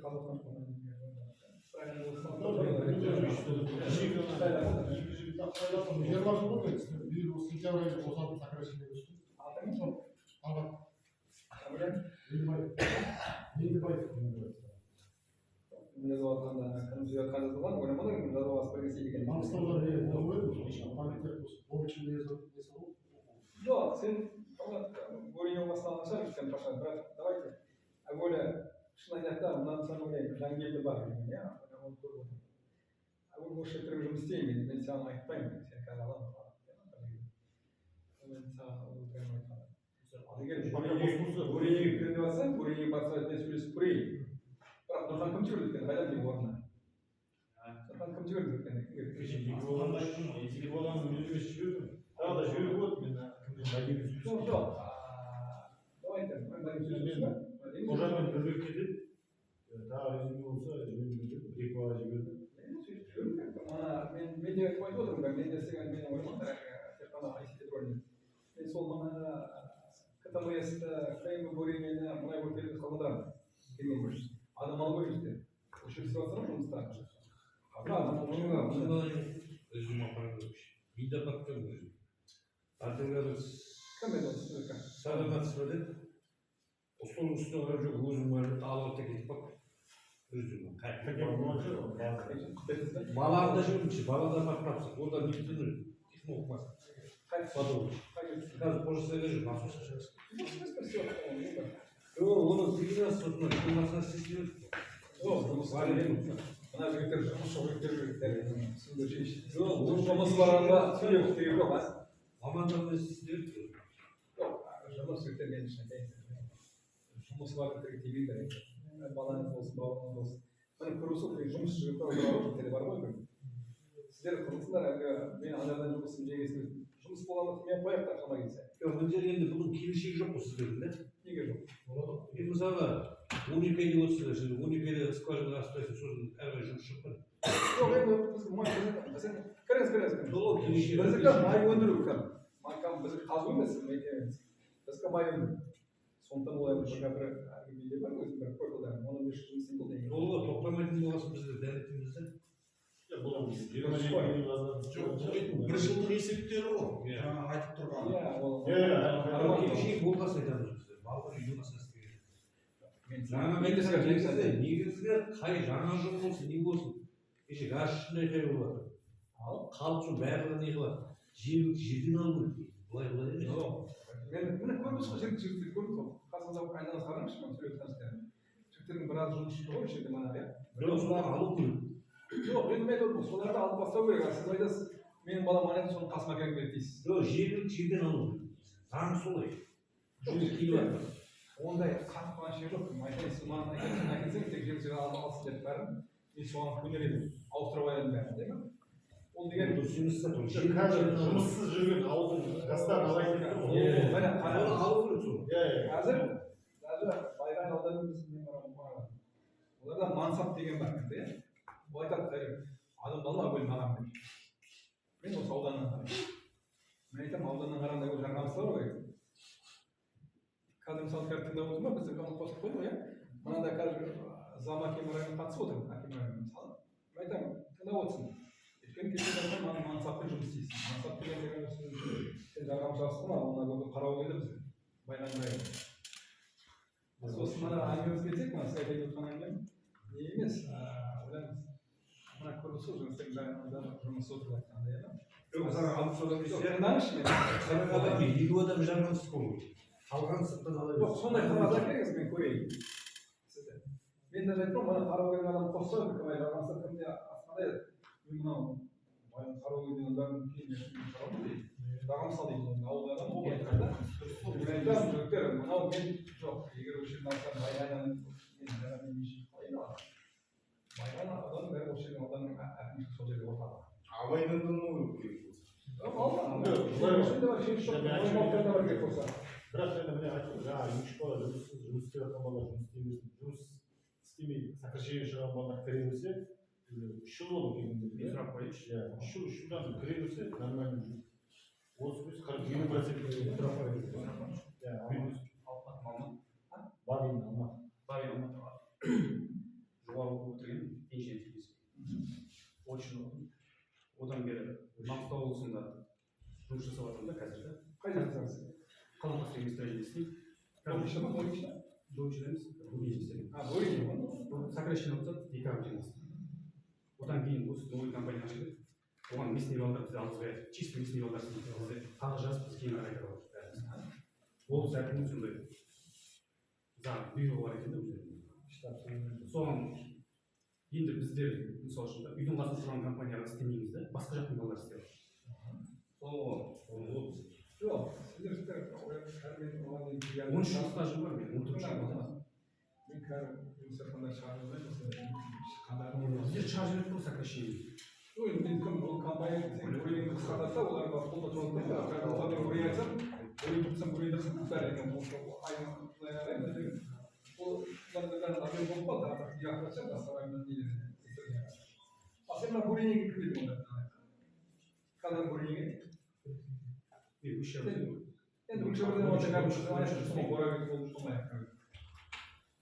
Мен жасым деп доучиль істеген үйде басқа. Енді доучилар мен сенің аруларың болмайды ғой. Басқа басқа жерде болып қойса енді Негізі мамандығы выше. ну выше болсын ол бітірген более ғой Отвечаю, она қалай ма мен алмай бере салмаймын и алам деп те ана мен даже сен көрейінсің ертең дайындалып келіп манада сәлесін өтсең егер қарсы ертең де мен оны жоқ егер кәдімгі орын тұрдым ғой прикол тапса мана жігіттер келіп қатыссын бірақ айтайын ғой жігіттер келген дайындалып келген жақсы бәрі де ана сол училищтар мен мысалы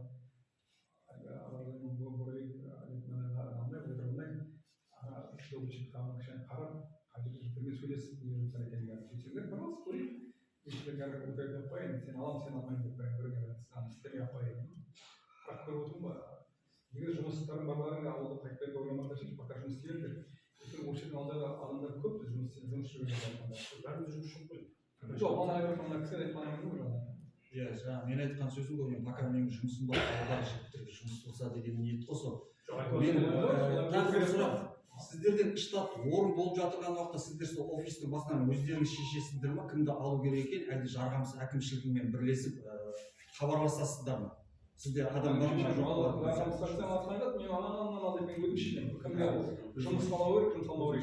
Сосын резюме дегенге келейік енді. Мен де пропискасын сұрайды ғой, ауылда. Резюмеге келейік. Мен резюмеңді апарып тапсырған уақытта мен ана жерде қарадым да, резюме дейтін сіздерде пачка жатыр екен. Иә, оны тіпті ана жерде қарап та жатырған жоқ. Мен жұмыссызбын деп келсем, мысалы, жұмыссызбын, ешкім жұмыс жасамайды. Резюмем ана жерде қалады, жылы шыраймен арқамнан қағып өзіміз хабарласамыз мен кетіп қалатын едім да. Мен Алтис Петролиумнан келдім дедім. О, ерекше қарап. Адам керек бізге дейді.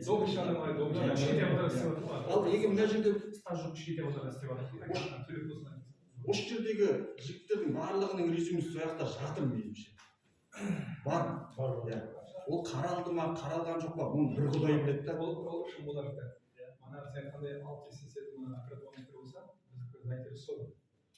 Өйткені біз алты еске почти майын бір деп айтам, қою сосын майындау крем мистер жаңағы майын білесің ба сондықтан жігіттер бірден алты еске жасап жатыр алты еске біздің көп жігіттер сагиздан келді негізі сагиз бен алты ес сагизге барады да жұмыстан шығамын дейді олар ана қытайлар жақсы адам болса онда ақшаны көтеріп олар қалады мана көтермейтін адамдар кетіп барады бізге қарай алты есен солай сіздерге өйткені алты есен ана аутсорс жігіттердің бәрін басқа компанияға наймай кетті ғой сосын сіздерге таскентерлер айтқан сағадаттар олар сосын енді біз не сұрасақ та өзіміздің енді еліміз үшін сұраймыз ғой енді. Ауылдың адамдарына жұмыс болса, ауылдың жастары жұмыссыз жүрмесе екен деп. Сосын бір жақсы сөз бар қазақта.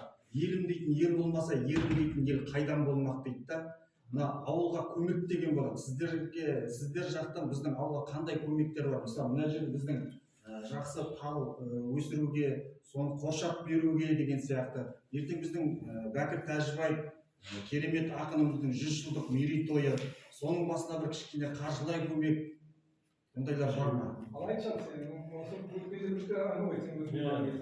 біз көмектесіп біздер мына жерде даже школаға барып мысалы аңғартсаңыз, жаңа атсаңыз, басқа көмекте ақшалай көреміз. Бұны болса бәрін оқытамыз барынша. Сендер мынау күйеуді айтам. Атама жұмыс істеп жатыр ғой. Бұл кісілер отырмайды ғой, бұлар бәрін жазып беріп отыр, қандай көмек келіп жатқанның бәрін. Сендер бұны қарамайсыңдар, былтыр осы жігіттер сөйлеп мағандарда. Сосын кім ол кезде автомобиль бір шалармен. Айтам ғой, мына специалистер. Сен ачекшілерге жұмыс істеп жатқан жұмыстарың сен біз айтып отырып қой. Біз жүгіреміз ғой дейді Инстаграмға бірдеңе деп. Сол сияқты Айси бұл уақытқа дейін енді жаңағы жеңіл жаңағыдай мектепке жол акциясы жаңағыдай ұсақ мероприятияларға көмектесіп биыл Бәкірбектің 100 жылдығына орай жаңа айтқан басын ремонт істеуге полный мост жасауға басына скважина жазуға ана жерден жаңағыдай ауа күштеп бөгет жасауға қаржылай Айси Петролиум бастамасын жасады. 20 миллиондай көмек көрсетейін деп отыр. Осындай биылғы бастамасы бар. енді оның сентябрьде жағдай жүрген 100 жылдығы бар. Мына паркті қоршауға 6 петровның өздері қаражат қарап жатыр. 20 миллион да 30 миллион да өздері қарайды. Енді IC Petroleum, 6 Petroleum қазір таңда бізге көмек көрсетіп жатыр. Мына енді бұйырса 16 қазақ түрікмен басшысы келеді. Одан бұрын келмейді. 16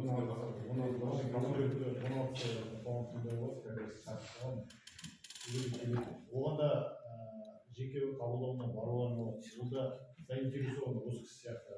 Сіздер сөйлесіп жүрсіздер ғой, танисыз. Құдай біледі. Ол да жергілікті жерден адамнан болады. Енді мен кеше Ақтөбеде кездесіп кеткен. Барсың ғой. Жақында келген жігіт 2016-сында осы жаққа келеді. Тоже осы келінге қатысып жүрсін. Бізге шында скважина таныстырма жөнінде қазып қазыватқан былай ғой, бұл қазыватқан скважина айтсын, 4 жылдан бері әңгіме болды. Қазып жатырық биыл басында айттық қой, болса биыл соңғы 10 скважина қуамыз биыл. Болды ол скважина. Сосын бұл іште мына қазғаннан кейін министр ғой, обустройство. Ол да салыныватқан министр ғой, бәрі әлгі ашық қойып істемейміз, істеумен амал жоқ қалмаса, бір-екі есе соның тура салып тастаймыз бәріне. Жекен оған. Сол жұмыстар ғой бұл айтып жатқандар. Мен де ойлап отырмын. Мана айтқандарда көп адамның дұрыс түсініп пайдасы бар ма деймін. Ауылға пайдасы бар ма? Бұлар айтады, қазған кезде шыққан манағы выбростардың азайтылуын соны айтып жатқандар олардың проект бойынша. Енді ол үкіметтің осы негізі ойлаймын. Бұрын былай айтқанда өтеді ғой, қазір шығарамыз, қоғамдық деген осы халықпен көбіне олар халықтың сұрақтарын қою солар дегенім ғой. Мені бұрын болған жоқ бұндай көп. Соңғы 5 жыл емес қой бұның бәрі шығып жатқан. Бұрын баяғыда болған, бірақ ауылда тұрады, бірақ ондай осындай қоғамда бұрын болған жоқ. Қазір сол шығарған ғой. Мен ойлаймын, скорее всего, бұл анау халықпен халыққа таныстыру жобаны. Жаңағыдай ғой, басшысы келген жері, кездесіп қалған жері осындай да сөйлесіп қаласың, өзі айтып тұрмын да, осындай бос жігіттер болса, совещание шақырайын, жігіттер келіңдер деп. Бізде қазақ түрікменге одан 6 есе келеді. Мысалы, сол кезде осылай сөйлесіп, бос жігіттер жұмысқа шығып қалғанда, ол бұрын сыртынан өткізіп жүреді. Мына жұмыс келмейді ғой, мысалы, бірақ мына осы мысалы ойлаймын, бірақ біз келген шында ол біздің де ойлаймын келіп жүргіздер ма, мына жақын ойдым да маған. Мен қалай келдім ойып мен Жангелді. Жангелдіні танып болдым негізі былай айтқанда. Жангелдінің алдында Жангелді деген түр басқасы мен мына өтірік айтпай ақ қояйын. Бір айында мен жанымда келіп жатыр деп. Сіз танып болсаңыз неге кіре алмай жүр? Білмеймін, соны айтамын енді ол жерде бұл сізде рұқсат қалай келіп жатыр? Жүзек тапсыру бола ма? Жоқ. Кім запрет жоқ, ешқандай жоқ. Орнынан да сізге талап етіп тұр, алмады. Мақсұлық деген өзін таныстырып жүрші. Бұлай бір басып тұрса, адресін бермейді. Адресін бәрін айтып жібереді.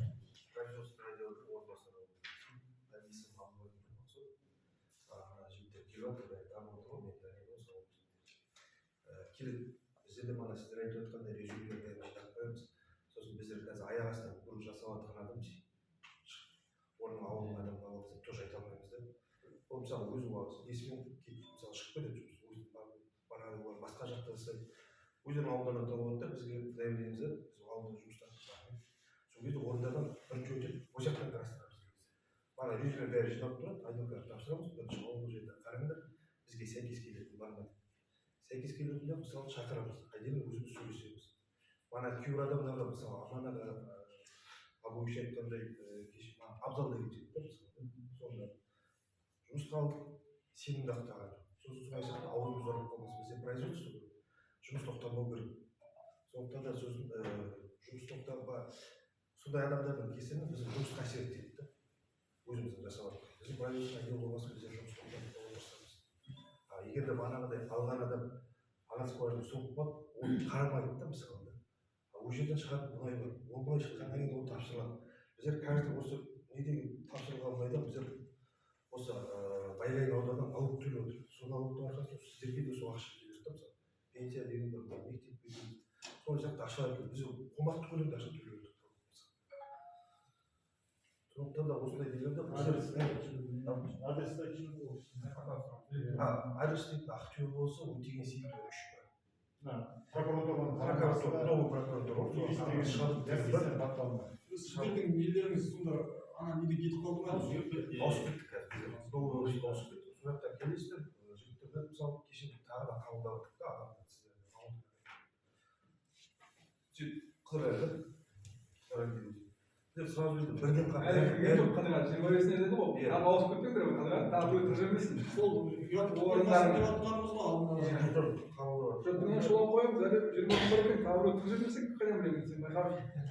бәрін бірден қабылдау уақытымен осылай манағы асқан қайта бір жылына 3-4 адам болса да қабылдап отырса қабылдап осылай сондай жұмыстар жүргізіледі.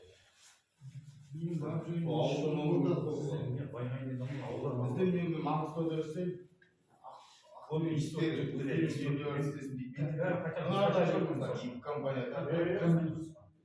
пайдасы жоқ бізге зауытты күзде пайда шығарып не істеу керек айтылған нелер аяқсыз қалмасын енді аяқсыз қалады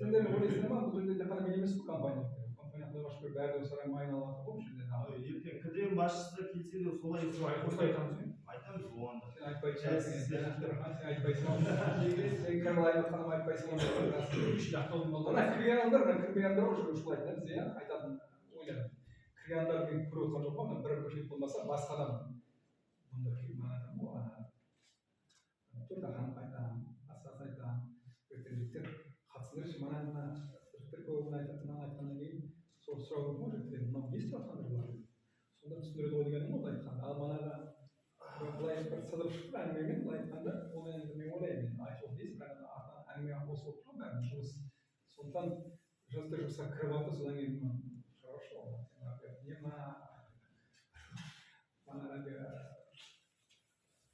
қандай жұмыс істеп жатқан жігіттерге түсіндіру ондай жоқ мен ойлайтын ғой мен андай таныспаймын ну қытай мен бұрыннан қазір понесом жоқ оған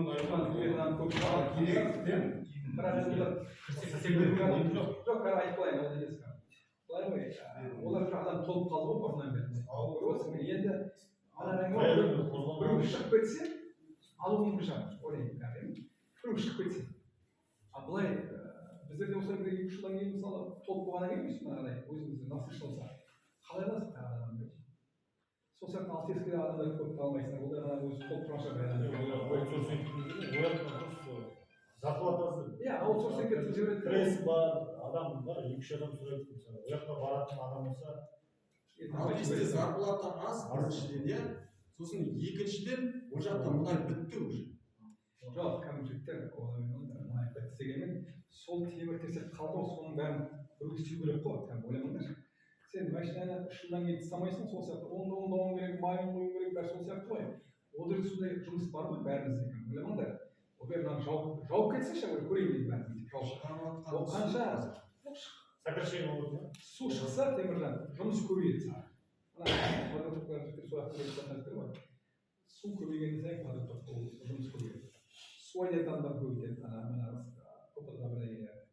ол әбден жауып қалмай мен ойламаймын бір қысқарып қалды ойламаймын ештеңе өйткені жұмыс бітпейді ғой темір терсек бұрау дейтін қайда сөзіңіз алдыңызда жаңағы жұмыс көбейеді деп жатсыз ғой парогенератор жаңағы нелер енді ашылып жатыр ғой иә соның 90% осы жарқамыс абайдан алып жатыр антиске көп рахмет балдар жаңағыдай олар да мердігерлік неге бірақ осы елді мекеннен алып жатыр иә сырттан олар ақтөбе неден келіп жатқан жоқ енді олар компания өзі соққан ғой ақшасын сосын барып қаланы береді сосын экологқа сұрақ сіздер нефть шлам шығады нефть шлам қай жақта төгіледі полигонға жібереді ғой полигон қай жақта нефть шлам Сенека деген компания бізде Мұғалжар ауданға алып кетеді Мұғалжар ауданында оның лицензиясы бар өзінің несі разрешениесі экологический несі разрешениесі бар ЖБО қандығашқа алып кетеді потому что бізде ЖБО қабылдайтын қандыағаштар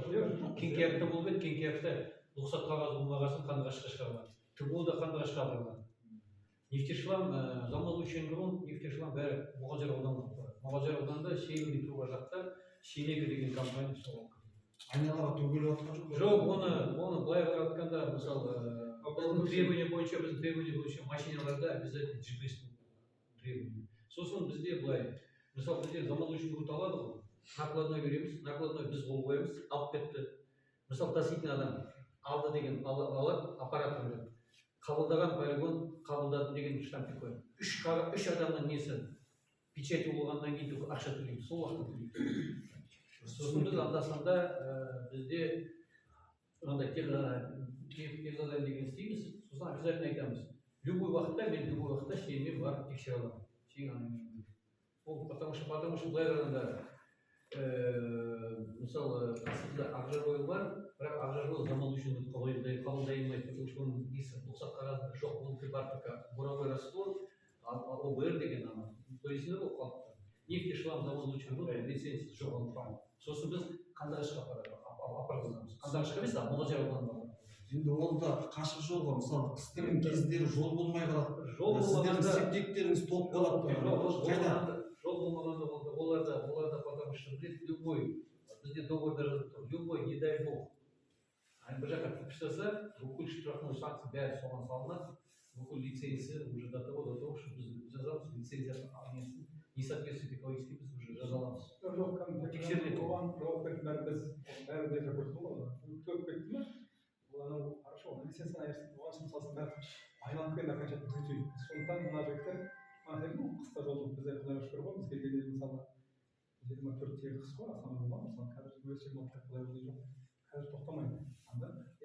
Сосын айтып жатқан ғой, былай айналып келгенде оның бәріне жауап бердіңіз. Бірде сіздер айтып жатқан бір машина жауап берген алдын ойын ғой, жігіттер сол кезде шыға көреді суреттері, шынында мен бірақ бұлардан қағаздарын қарадық, оның ішінде саға шейін бір тетрадтар ма бірдеңе мысалы балдар. Бірақ ойын ғой, мына жерге мен білмеймін. Қалып қойған біреу әкеліп машина салып алып әкеліп төгіп кете ме жолдан білмейміз ғой, бірақ ондай болған жоқ та біреуден бірінші болды, сол үшін айтамын. Оны кімге кім? Бір жігіт айтты кімге? Астанадан ба, Астана содан айдалып жатқан қандай машина? Давайте бізде қарайықшы со своей стороны. Енді білейік дейміз ғой. Бірақ өте ойламаңдар, мынадай біреу бәрі біздің компания. Айналып келгенде нелерге жауап береді. Сондықтан біздер оны бір қатты отбор деп қараймыз, қандай компанияны қабылдайтынымыз. Сенек деген компанияны даже былтыр бір өзінше көрсетті, сол компания келген. Айтқан, біздер көрсетейік, осындай бір не қайыр болады ме? Газон, не бар сол компания, площадка. Сол газон, соған алдық. Бұл бірақ пока газон төселген жоқ. Жаңағы сұрақ не қойды дейсіз ғой, осы былтырларыма біздің ауылда ұлан дейтін жігіт бар, осы арғы бетте шаруашылығы бар. Бізде өзіміздің ауылдың чат бар. Сонда ұлан айтып жатқанда, осы арғы беттегі компаниялар жол болмайға нетеді, сай салаға септиктерді төгіп жатыр деген әңгіме болды да. Ондай әңгіме естідік бізде. Ол как раз тоже бізде как раз асқанда бізге хабарласып айтты. Біз оны служебный расследование жүргіздік. Бізден ол шыққан жоқ ол бізде. Біз подрядчиктерден тексердік. Сосын асқанда айттым ғой, ондай варианттар ондай случайлар болып жатса, суретке түсіріп жіберу керек машинаны. Бізге тек сурет машинаны суреті, сосын действительно ағызып жатқан. Сурет видео болса болды. Ешкімге қырғызбай видео. Біз уже сосын қараймыз, кімнің машинасы. Біздің подрядчиктердің машиналары болса, оларға өз несін айтамыз, неге контроль жоқ. Сол уже басқа шешім. Сол біздің бәрімізде ең жауапты жұмыс. Баланы көтергеннен болмайды. Шынында егер алсын, біздің мына ойынша айту керек. Мына біліп жатырмын. Басқа шешім. Экологический ауаға екіншіден біздің малымыз жайылады, ол малдан адам деген сияқты сөйтіп болып кетеді. Соның бәріміз сақтаған жай. Жауапкершілік болу керек бәріміз. Алда бұрыстыр педагог жеткенде мусор біздің компаниядан көрді, біз барып уже біздің инспекторлар, біздің ережелер бар қарады, действительно біздің мусорымыз действительно. оқушының тетраді жазған бәрі енді обязательно ол точно енді зерттеп қандай идея шыққанын оны айта алмаймыз білмейміз бірақ ана жақта бір действительно производство болса белгілі ғой ана жақта енді бізде дәптер болмай ғой үшінші төртінші класстың баласының несі ғой дәптері пайдаланып бірақ шығарған оны обязательно контроль ұсталады. енді соңғы сұрағым болсын сосын баяғы қалғанда сұраққа енді жұмыс сұрау мәселесін кімге хабарласамыз қай біреуге қарап өзінікін айтты мен осы кісілерге тапсырамын тек қана менен қол қоюым етеді кімге баруымыз керек қараңдар кешегі аяғын айтқаны мансап дегенге біздер қазір бір болса екі болса да мансапта береміз ол сокращение үшін жұмыссыз сен тіркелсең мансапқа көрінесің. Иә, мансап айтады, тек қана бізге береді. Базы сондай. Бірақ прямой мана келетіндер болса, прямой келіңдер, ол үшін жабында запрет мана айтып жангелден мен білетін біреу көріп отырғаным басқа. Сізге шанс бар ма? Көрмесеңіз жангелден еді, жангелден танып болды мен. 3 жыл болды ерғанатов келді қалай жұмысқа содан бері сен әлгі шында жангелден процесс жангелден айтып отырған сен мұнай ғой енді оператор ол жангелді араны білмеймін соны тауып бердім орын бірдеңесін болса бір шығып кетсе бірінші бірақ қазіргі алып қойдық мына өтіріктер қояйын манағы қыдырәліні бірақ оны білмеймін мына кім айтып тұр ғой мына темір радио тұр ғой білесіңдер ғой 3 күннен кейін ауысып кетті сол қайдан білейін тағы ауысып кетіп келе жатқанын қыдырәлі жиырма күн бар алып қойып жатырмын әңгіме бірақ айтсам қыдырәлі келді маған сөйлесті мына бензин оператор болған мен заинтересован операторға алтес істегендер болсын бұрынғы маған ондай бір керек болып тұрады сұрағым жұмыс істеп жатқандар сол сағыз петроль жұмыс істеп жатқандар неге алдыңыз оператор ауылдан неге алмадыңыз сол айтамын олар ғой иә біздер қалай объявление береміз сағыз жігіттер ана іштегі жігіттер сағыз жігіттер ол автобустан біреулер ана май тапсыруға бірдеңелерге солар жетіп келеді сосын айтамын бұл жігіттер неге келеді бізге жоқ олар айтады ана жақта кейбіреулер былай келді политикамен ешкімге келеді жұмысқа келеді айтады сосын қайта өздеріне барады ана кетемін мен жұмыстан тастаймын егер керек адам болса олар ақшасын береді қытайлар сразу ақшасын береді кейбіреулер сөйтіп келеді по-моему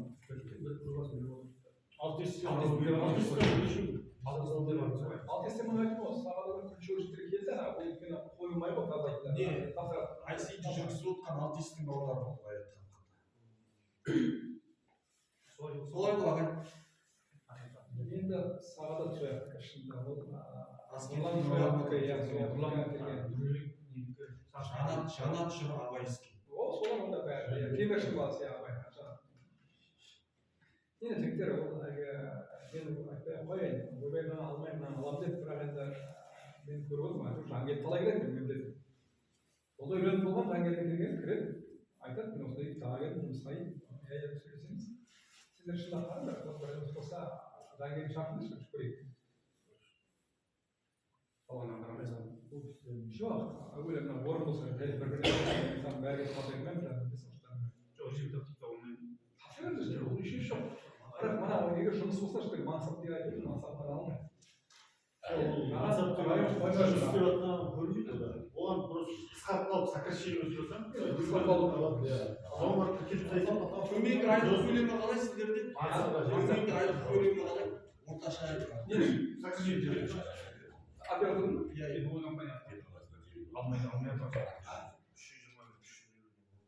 жүзден жоғары ғой бізге қаражат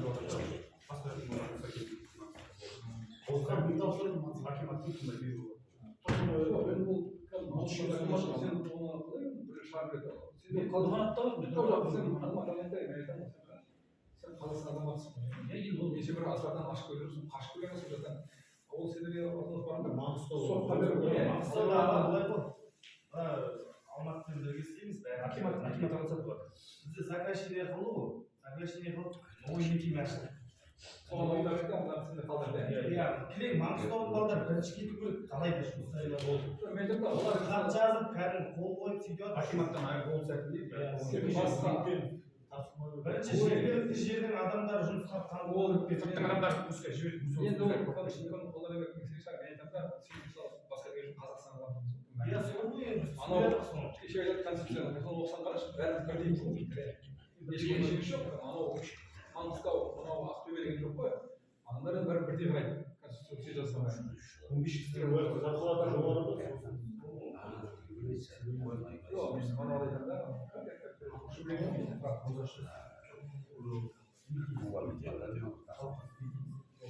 айтамын нарушение контракта о чем было конституция нарушение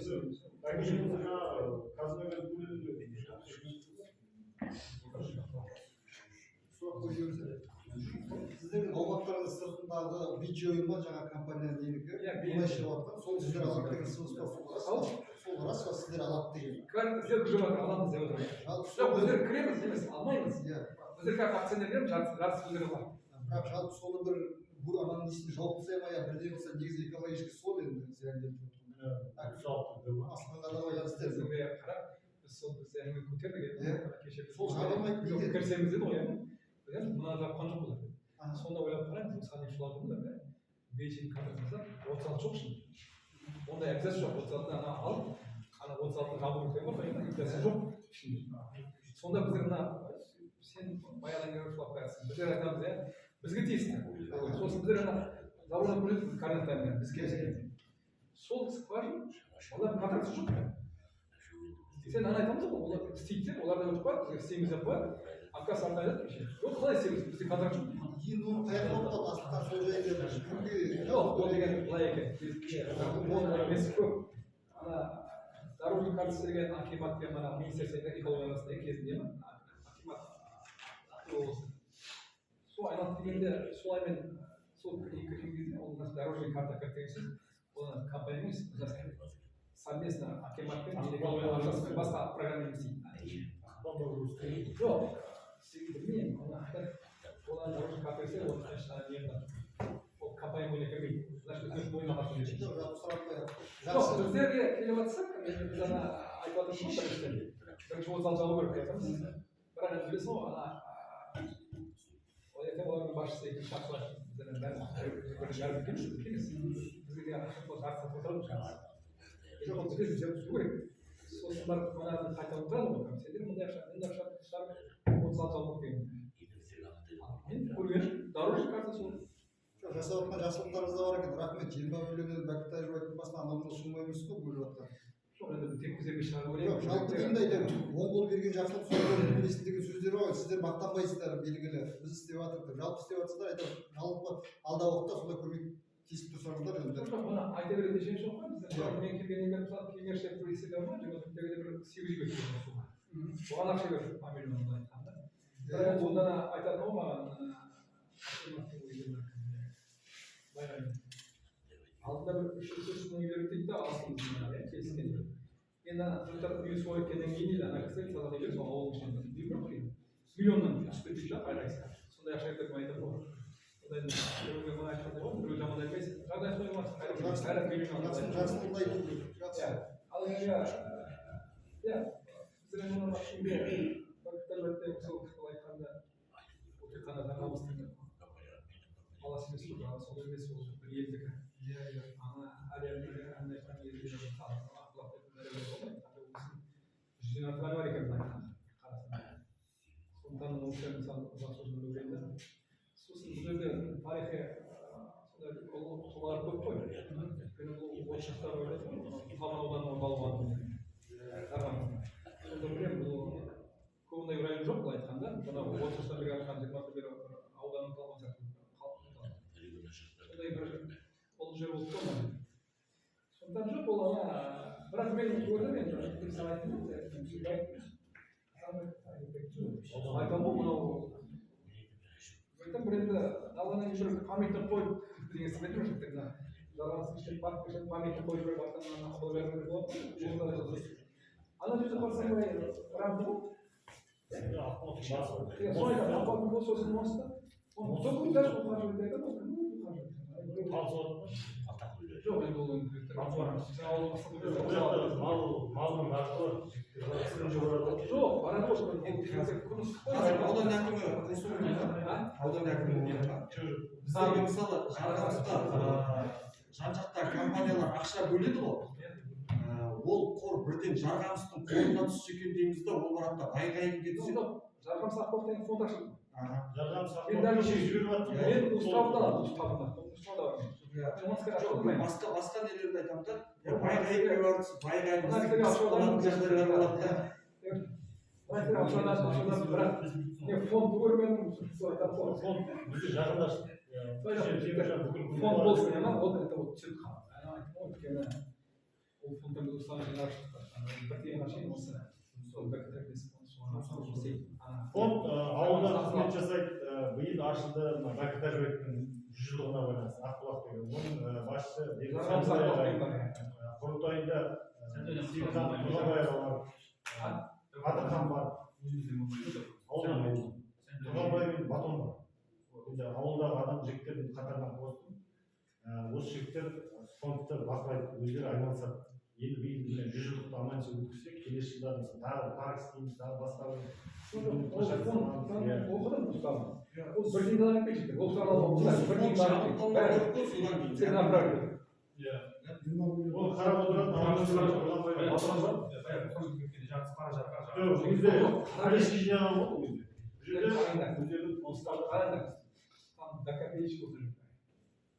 сол керек, мен айтқам соны берді, сосын бір аударым.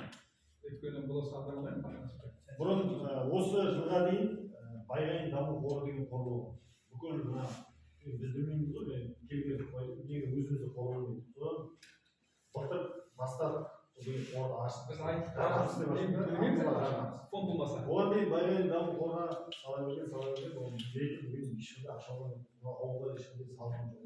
Олай өзімізге ашайық, сол кеше темірден жібердім, сол фонд жақын ашып, бірінші болып ақша салған. Осы кісілер енді алдағы уақытта көреміз, кімдер салады, ұрпақтар салады дейді. Бұл енді бұл кісілер жаңағы біздің мақсатымыз ауылдан Ақбұлақтың басын дұрыстау. Сол жерге барақтар келеді, енді ауылдың партиясы келеді, енді оларды көреміз. Жоқ, сол памир ойлағанда жиі қойсам сол кісілер. Оны біреу алып тесіп. Жоқ, партиясы ойды жоқ, болады. Көрдім былай, айтқан болсаңыз, осы салған алдын былай. Сосын бірақ енді бұрынғыдай біз бұрыннан айтамыз. Айдаламын асып айтамыз ғой. Фонд ашқан ше, осы қалай ол? Сойыстар жібереміз, бәрекелді дейміз. Сосын біздерде бір миллион теңге ақшаны қазір ертеңгі оны сен направлен кім мына целевой ма көрсетті. Алматының анауысына жұмыс істейді деген сосын артынан сол осыған келді деп ашып көрсеңдер, өйткені ол ақша біздер төлеген налогтар ол қайдан қатаң салып қайда ақша ол зат көріну керек.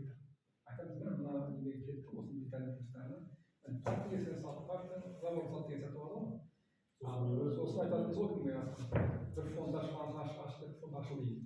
Ең болғасын енді ауылда ауру шамалы адамдар да шығады, сума керек иә. Сол кезде енді халықтан жинаймыз қызылор, бірақ сонда да сіздер компаниясы ғой. Бірақ қазір фонд айттым ғой, мына мен кеше қарадым, ол көрмейді шығар. Осыған бар. Жақсы кездесу болды. А то Көкенбайға қойдым ғой, көрген ғой, қандай ана қазақпыз ғой, салыстан өз программасы кетіп тамап ататын көреміз, ойлайды ғой. Бүгін ойдан кексерген ғой, енді солар. Бір қойса бір қаланың ішіне қарай, шетіне қарай дұрыстап. Біз егер орнына қоямыз да, ол орнысын бардан көп қараларға қойғанда, енді соған адам ғой, біз аталарымызда Көкенбай деген.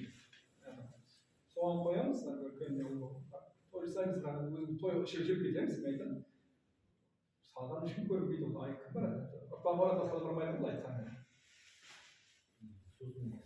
жалпы соңғы кезде раковый аурулар арасында ағамыз балалар бар. Солай сені направлю керек. Мына айтқан ғой, мен құдай алмаймын. Сен қазір сондай мен өз адамдарда оқымаймын үшін. Олар бірақ сол айттым ғой, қазір кейін ашып жасайындар, налогын төлеуге деген. Полный несін жібереміз ғой. Енді артынан даже бәрін әкелу керек. Емдегеннен кейін. Ешкім ашылды ма? сосын айттым ғой манағыдай жалпы бәрін көрсеттім бірақ болады ғой енді біз айтамыз айтқанда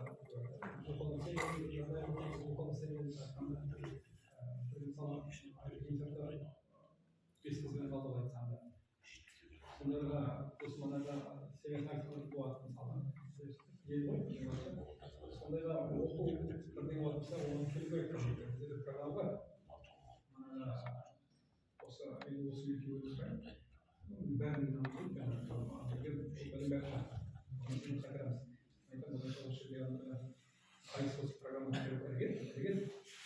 ол не обязательно істеп жағамыз қарағанды болсын басқа болсын соны оны көп төлеу болады просто айтып отырмын тек сондай бәрін дұрыстап берсе қағаздар осы келіп сөйлесіп тіпті міне осы біздің жігіттер көбіне намыстан бармайды ғой барса басқа сөз табу термин оралман дейміз қандас жақсы термин болу керек адамды қалай барасың дейтін байғұс қолда қалды сол кешінде намысқа тимеу керек қой қазір намысшыл алып қой бірдеңе болса шалқасынан түсеміз ғой алмаймыз соны бір білдірмей алса көп адамға тигізбейтін алып мына егер түсінік болса пожалуйста ол не только былай ағайындардың ортама айтқандары мен көбіне қарап тұрамын даже видео строят қойып жатамыз сол времда орыс тілді ойлап барсың орыс тілді қоясың ойлайсың бірақ енді ақырын барып осыны айтасың бар болса болса сосын квотамен мұнай саласын оқыту соны айтып ол бізде қазір не жоқ та бірақ егер манағыдай айтады ғой жоқ әке шешесі мысалы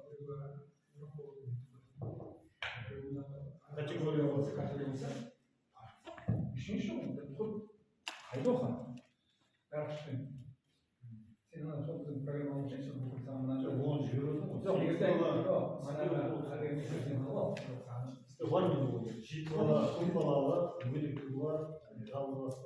изучить осы библиотечка ол ағайын туа бастаса ол бәрі болады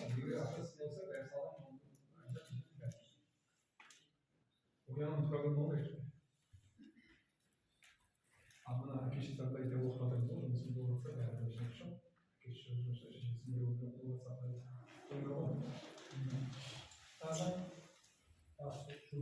ал теміржан сен тағы айтасың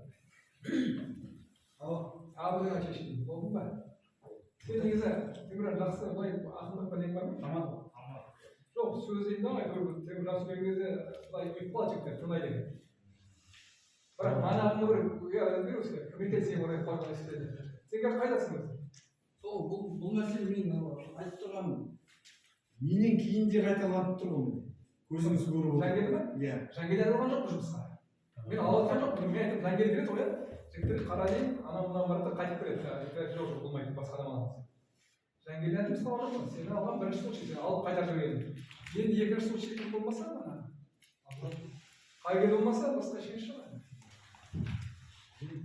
ауыл жігіттер үйдің қасында жұмысқа тұрсын оразаға ауылдың рамазан айында мынау берілген сөзге аяқ асты жерде қалмасын уәдеге беріп солай ел аман болсын жұрт тырысу үшін рахмет әмин хан келсін тамадасың ба білмеймін ақын бар ау осы жерде жалпы жиналыс болғанда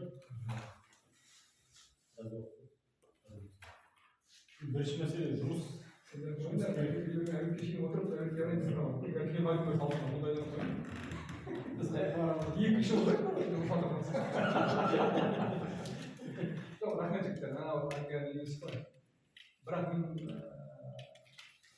негізі былай кейбірде былай да сөйлесу болады кейбір менде мынау ақша сушы келеміз ғой тек қана соған келіп жүрген адам мен осы 19 мартта қайтып келдім тағы бір рет проектім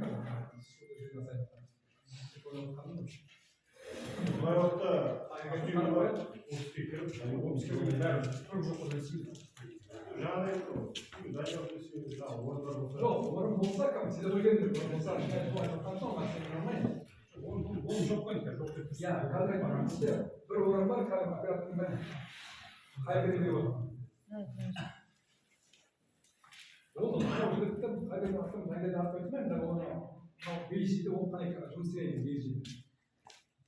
сосын ертең мына бейжіңден егер кіріп жатсақ басқа адамдар айтатын болады оның үшін алдар мына сол кезде мысалы бәрі манағы опторлардың қай кезде айтады ғой неше скважина бізде бар 60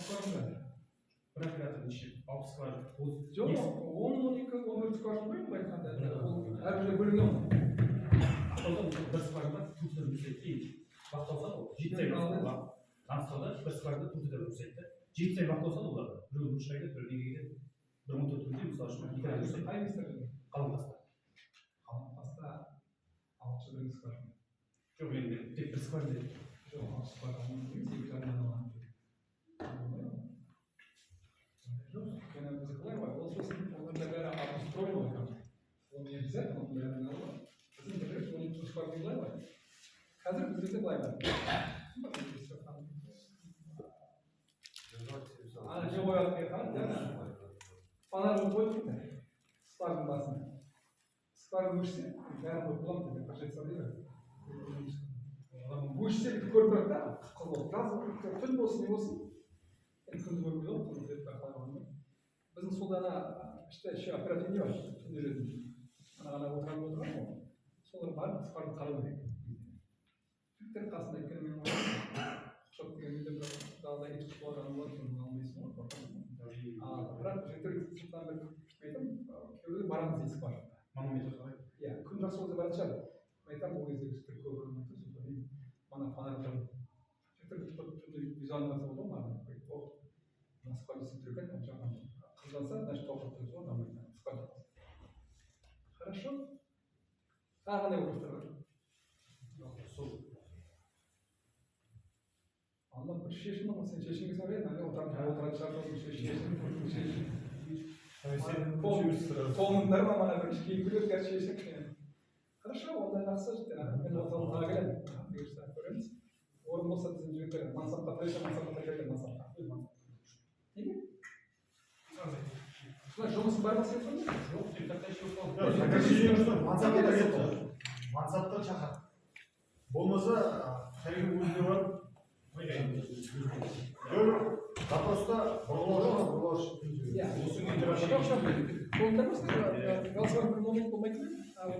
ештеңе жұмысқа келгенше барғанда вообще компания ауыл енді қарайсың онда иә былай ма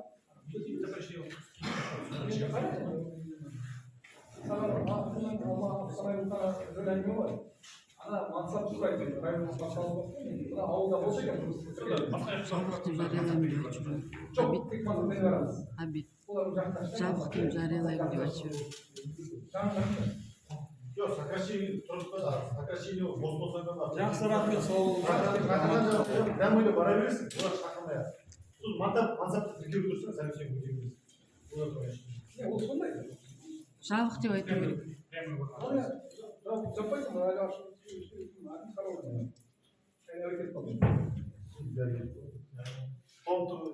иә қоғамдық тыңдау жабық деп